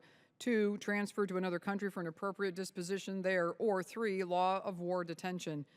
Yet in recent testimony, senior Department of Defense officials testified that, and I'm referencing this article, Stars and Stripes, they testified there is a requirement for long-term detention, but, quote, they do not know where long-term prisoners would be housed, which I think this is very troubling testimony, Mr. Secretary, considering we currently do have a location.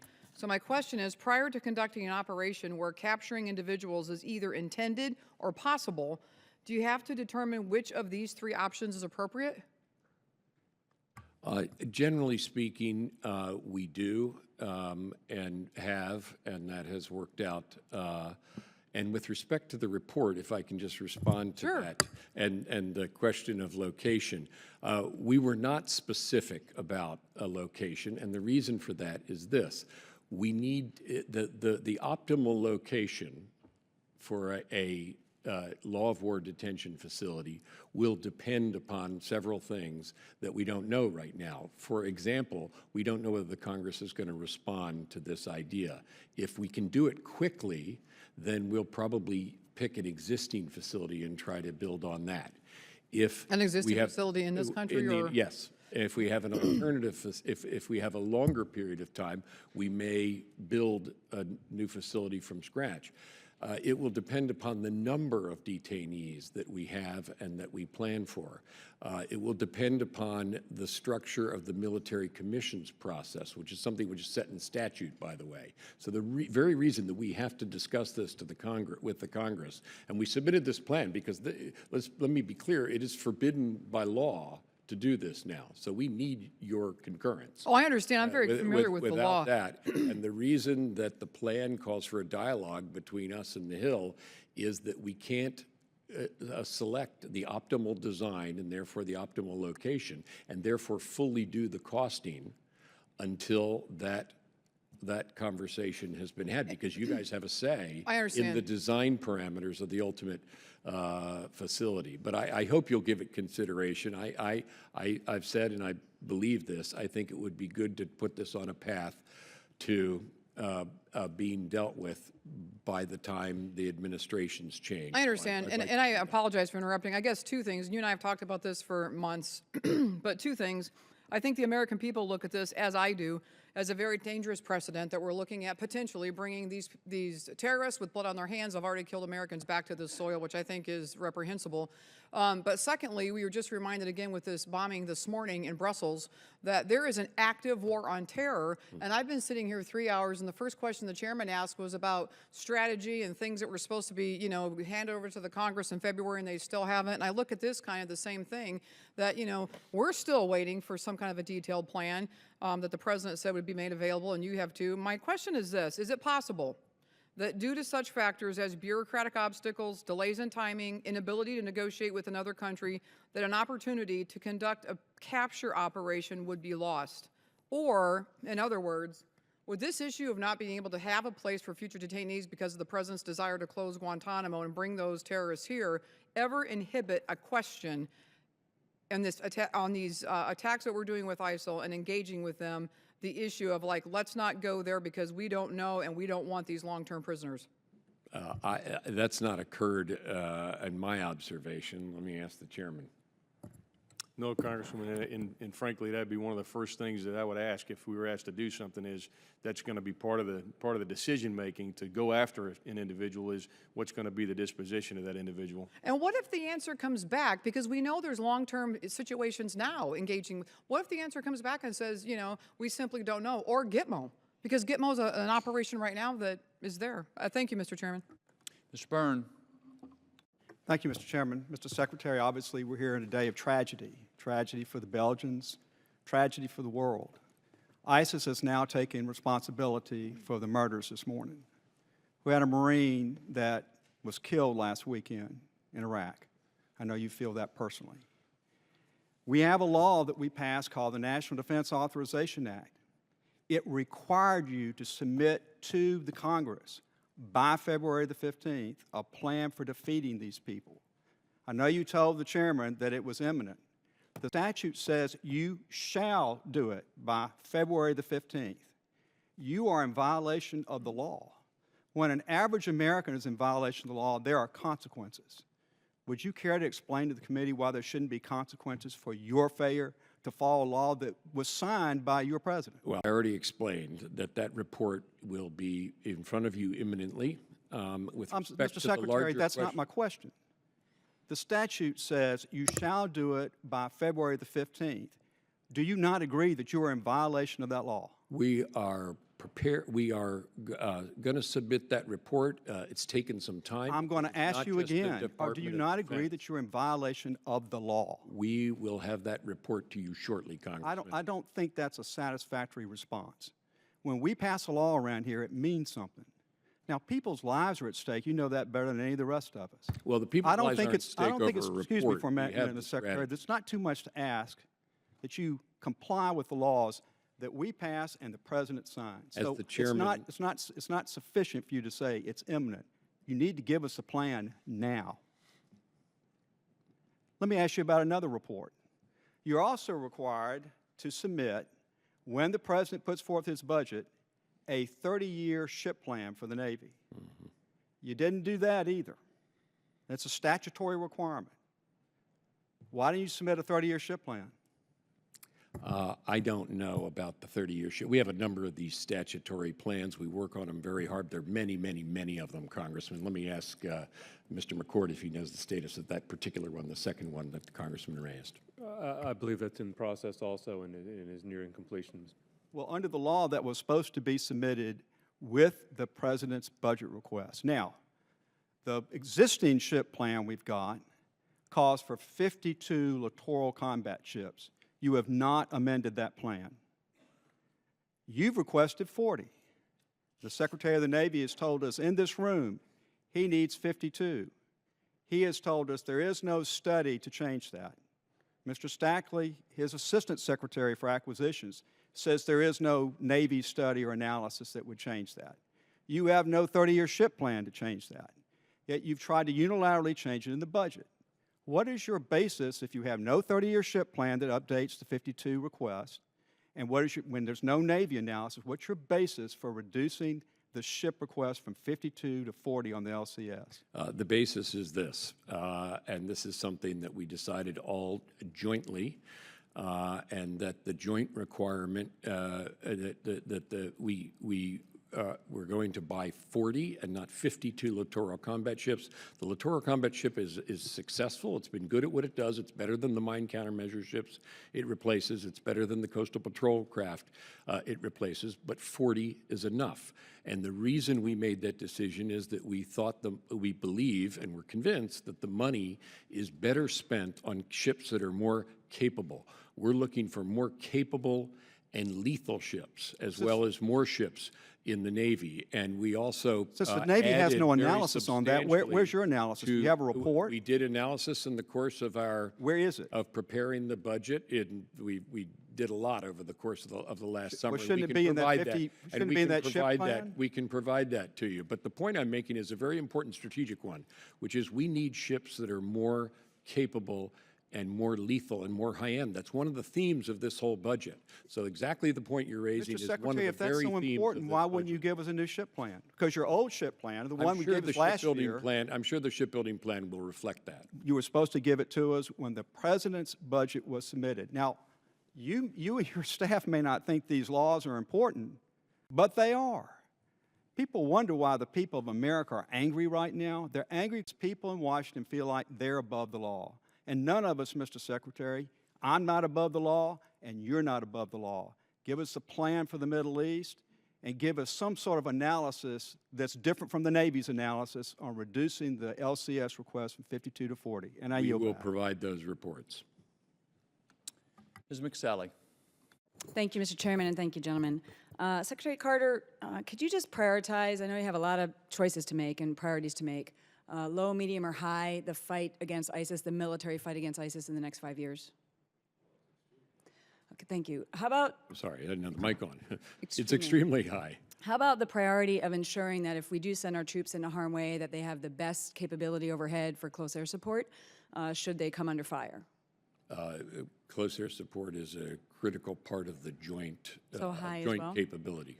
Great. How about if we have an American who has to eject or is shot down or an isolated personnel and they need the best capabilities overhead for combat search and rescue to be able to get them out of there? Low, medium, or high? Well, combat search and rescue is a must-have everywhere we have forces deployed. Let me ask the chairman. No, just in general. That's just the context. I think you would agree high, right? So I'm pleased to see that you're choosing not to mothball any A-10s in this fiscal year. But I'm deeply concerned about the 5-year plan, based on you sharing that those priorities are all high. We've mothballed the equivalent of 4 A-10 squadrons since 2012. We have only 9 remaining, and there are actually less airplanes in them than they used to have. The squadron I commanded used to have 24, and now they're down to 18. They're currently in 3 theaters, South Korea, Europe, and in the fight against ISIS, and I think you saw that firsthand. I'm confused about some statements and really contradictions in the 5-year plan, so I just want to see if I can figure this out. The F-35 requirements document says that the A-10 will be replaced by the F-35. The F-35 is supposed to replace the A-10. That's part of the requirements document.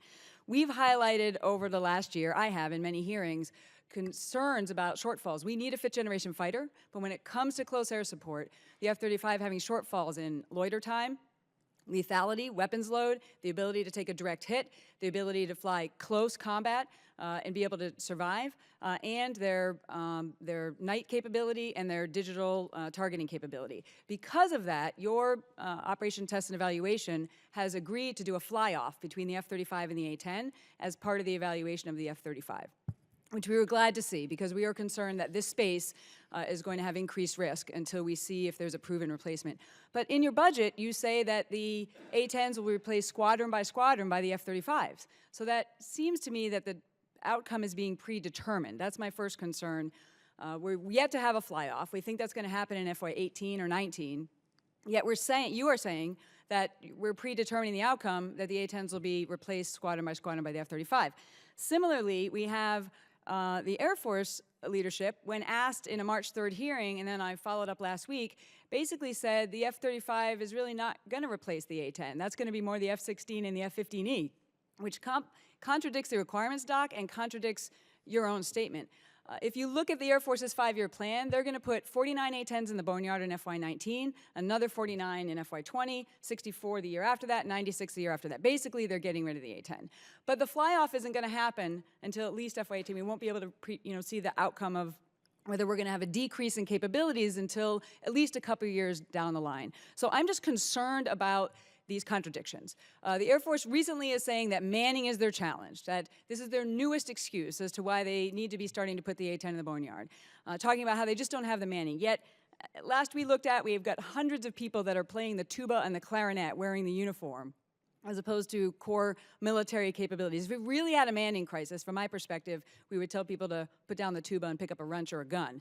But we're not at that place. So I'm just concerned with where we are right now and these conflicting statements. So I just ask you, General Dunford, do you think that if we put the A-10 in the boneyard before we have a proven tested replacement for these high priority missions, will there be a risk to American lives?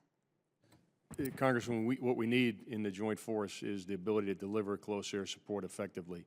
And we need, as you know, it's not just a platform issue, it's a training issue and so forth. So as the advocate for close air support and joint capabilities, I absolutely believe that we need a transition plan and there needs to be a replacement for the A-10 before it goes away. There's no question. So that means you don't agree with us putting it in the boneyard before we even assess whether the F-35 would replace it?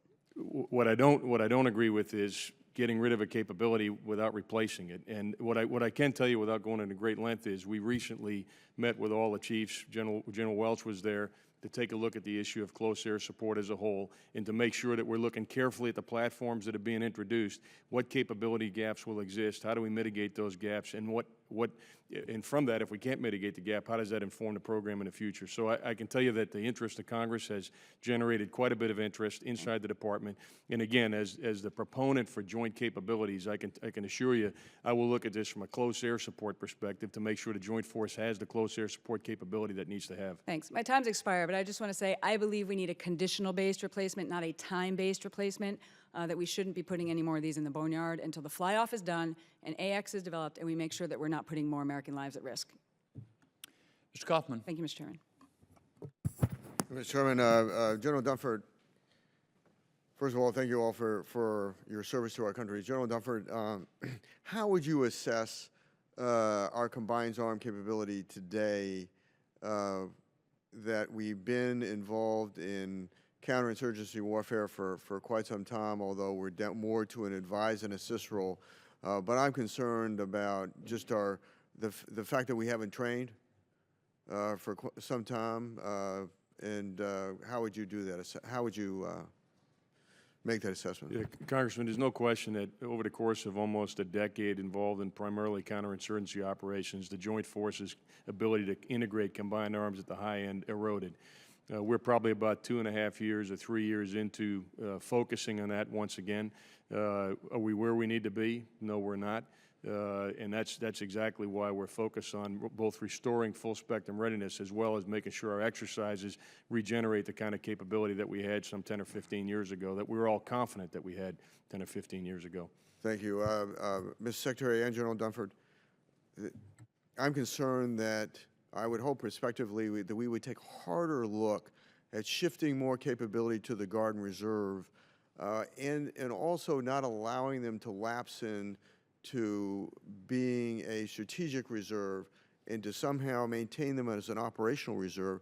Now that, take a look at their training requirements, take a look at potentially mobilizing them on a periodic basis, even in a peacetime role, to maintain their effectiveness. But I think that we're not taking a hard enough look prospectively at being able to more cost effectively maintain our capability, but to utilize the Guard and Reserve more. And I wonder if both of you could comment on that. I concur with you that we need to do more thinking. We are doing more thinking. I think that the simple dichotomy between an operational reserve and a strategic reserve was made sense in the Cold War. I think the reserve component proved its versatility in the course of the years of war in Iraq and Afghanistan, and is proving uniquely valuable in some particular areas. I mentioned cyber earlier. That's very important. That's not a niche. It's not exotic. It's a critical part of our future. And so I think being creative and effective about the use of the reserve component for strategic effect, but not as a strategic reserve in the old Cold War sense, absolutely. We are thinking that way, and we need to continue to think that way. Chairman? Congressman, one of my responsibilities on behalf of the Secretary is global force management, and I can assure you right now, in virtually every place where we are, the Joint Force, the Guard and Reserve are fully integrated into that. And of course, as you know, the difference between the strategic reserve and the operational reserve is that we wouldn't typically be using them in the kind of to meet the kind of requirements that we're meeting today. But you can go to South America today. I was there last week. Guard and Reserve are down there doing partnership capacity. You can go to Africa. You can go to Asia. You can look at BCTs that are being mobilized to participate in operations, elements of BCTs to participate in operations in Iraq and Afghanistan. So I would tell you today, the Guard and Reserve are fully integrated in meeting all of the commitments that the Joint Force has, and I would envision that to be the case in the future, not just because it helps to maintain effective Guard and Reserve, but because we actually can't meet our requirements without fully integrating the Guard and Reserve into our overall force management processes. Well, thank you. I do think that there are, I mean, when I look at the personnel cost differences between an active duty soldier and a Guard and Reserve member non-deployed, that they're fairly extraordinary. And so whatever we can do, I think, to be able to save money but maintain capability, I think we really need to take a look at going forward. I think the last question, in your view, this attack in Belgium, is it a result of the fact that we are making gains in Iraq and Syria in terms of rolling back ISIS, and ISIS needs to maintain the narrative of being ascended in order to attract recruits and money from across the radical Islamic world, and that this is a way to maintain that narrative by striking outside their territory?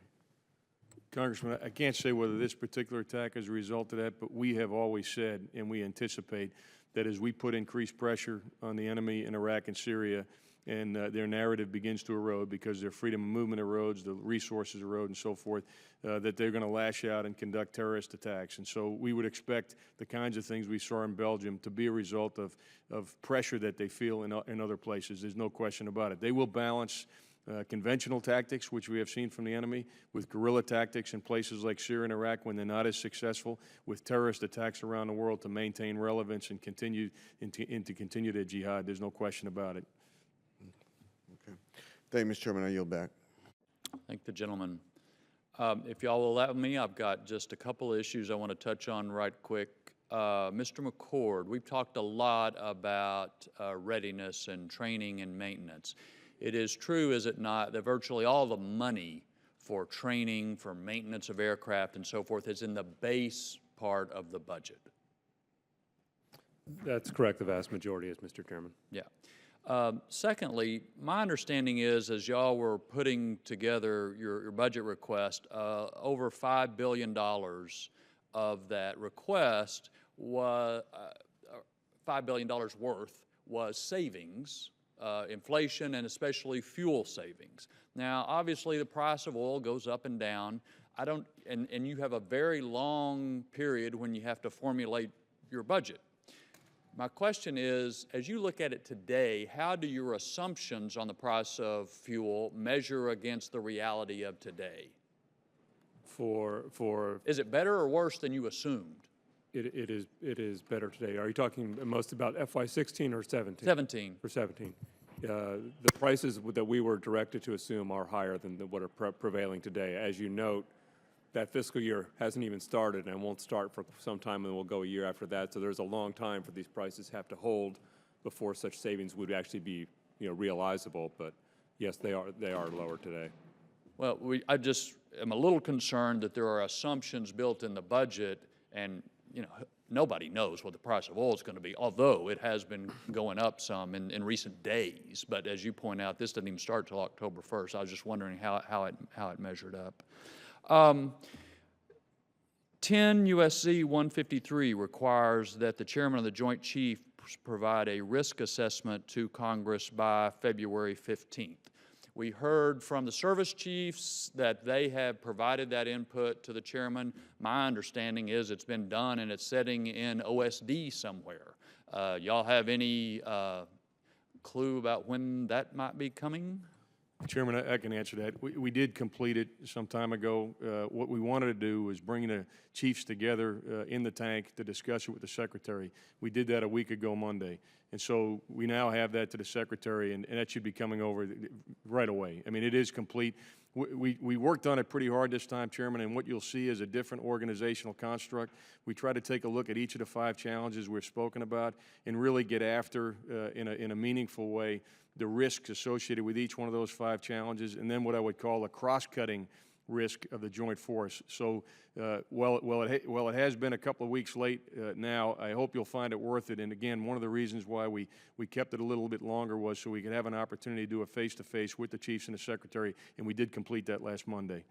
Well, I do think this is important, and so I look forward to it. It is significant for the committee. If I can just make an offer again to both of you, it has been one of my goals, and I've certainly not been as successful as I wanted to reduce the paperwork burdens that Congress puts on the department. So fewer reports if a briefing can be done, a one-time report rather than a recurring report. I would offer again, if y'all want to submit to us reports that you think are superfluous or overly burdensome, not worth the time and effort, get me that. And I will definitely look at it, because I want to continue to reduce the unnecessary or less than necessary paperwork burdens that Congress puts on the department. At the same time, as you've heard today, what's left we're serious about. And so time is important. Again, we talked about the ISIS report. You come up with reprogramming requests. We don't have a strategy on where it's happening. So I'm trying to have fewer things, but be serious about the ones that we have. Please tell me and get it to me about things you think are unnecessary, but at the same time, as you've heard some of today, I think there is frustration when the law is not complied with. Finally, General Dunford, I saw an open letter, signed by several dozen retired military, other notable names, that the time was right to relook at Goldwater Nichols of 30 years ago. And that we needed to be serious that significant changes were in order, although they did not detail what those changes should be, by the way, in the letter. So I want to ask you, your view is, I know there's a fair amount of interest about examining and perhaps modifying the Goldwater Nichols requirements. Please tell me where you think we are on that, if it needs to happen, and then suggestions you may have. Thanks, Chairman. First of all, I do think there is an imperative for reform at this time, and I think it's a result of a change in the character of war. The basic nature of war, in my estimation, doesn't change. The character of war has changed. And by that specifically, I mean that most of the crises and contingencies that we have today immediately trans-regional. They cut across multiple combatant commands. They're multi-domain, sea, air, space, cyberspace, undersea. And they're multifunctional: ballistic missile defense, special operations, strike capabilities, and so forth. And that has changed the nature of integration of the joint force. And frankly, the requirements for the Secretary to make timely decisions in a trans-regional, multi-domain, multifunctional fight. So I think the more fundamental areas that we need to look at for change with regard to Goldwater Nichols is, number one, making sure that the Secretary does have the ability to make decisions in a timely manner, and making sure he does have the ability to integrate the joint force in that trans-regional, multi-domain, multifunctional fight. It also requires, in my estimation, the joint staff to take a different approach to strategy and to ensure that we write strategies for example, the problem sets we spoke about today. So it isn't just an aggregation of operations plans if you're dealing with a Russia or a China, but you have a strategic framework within which those operations plans are met. And I think the national military strategy needs to be refined in order to provide that framework within which those plans are developed. And then the final piece of that in execution is the Secretary's ability to prioritize and allocate resources in a timely manner for a fight that is ongoing in multiple combatant commands at the same time.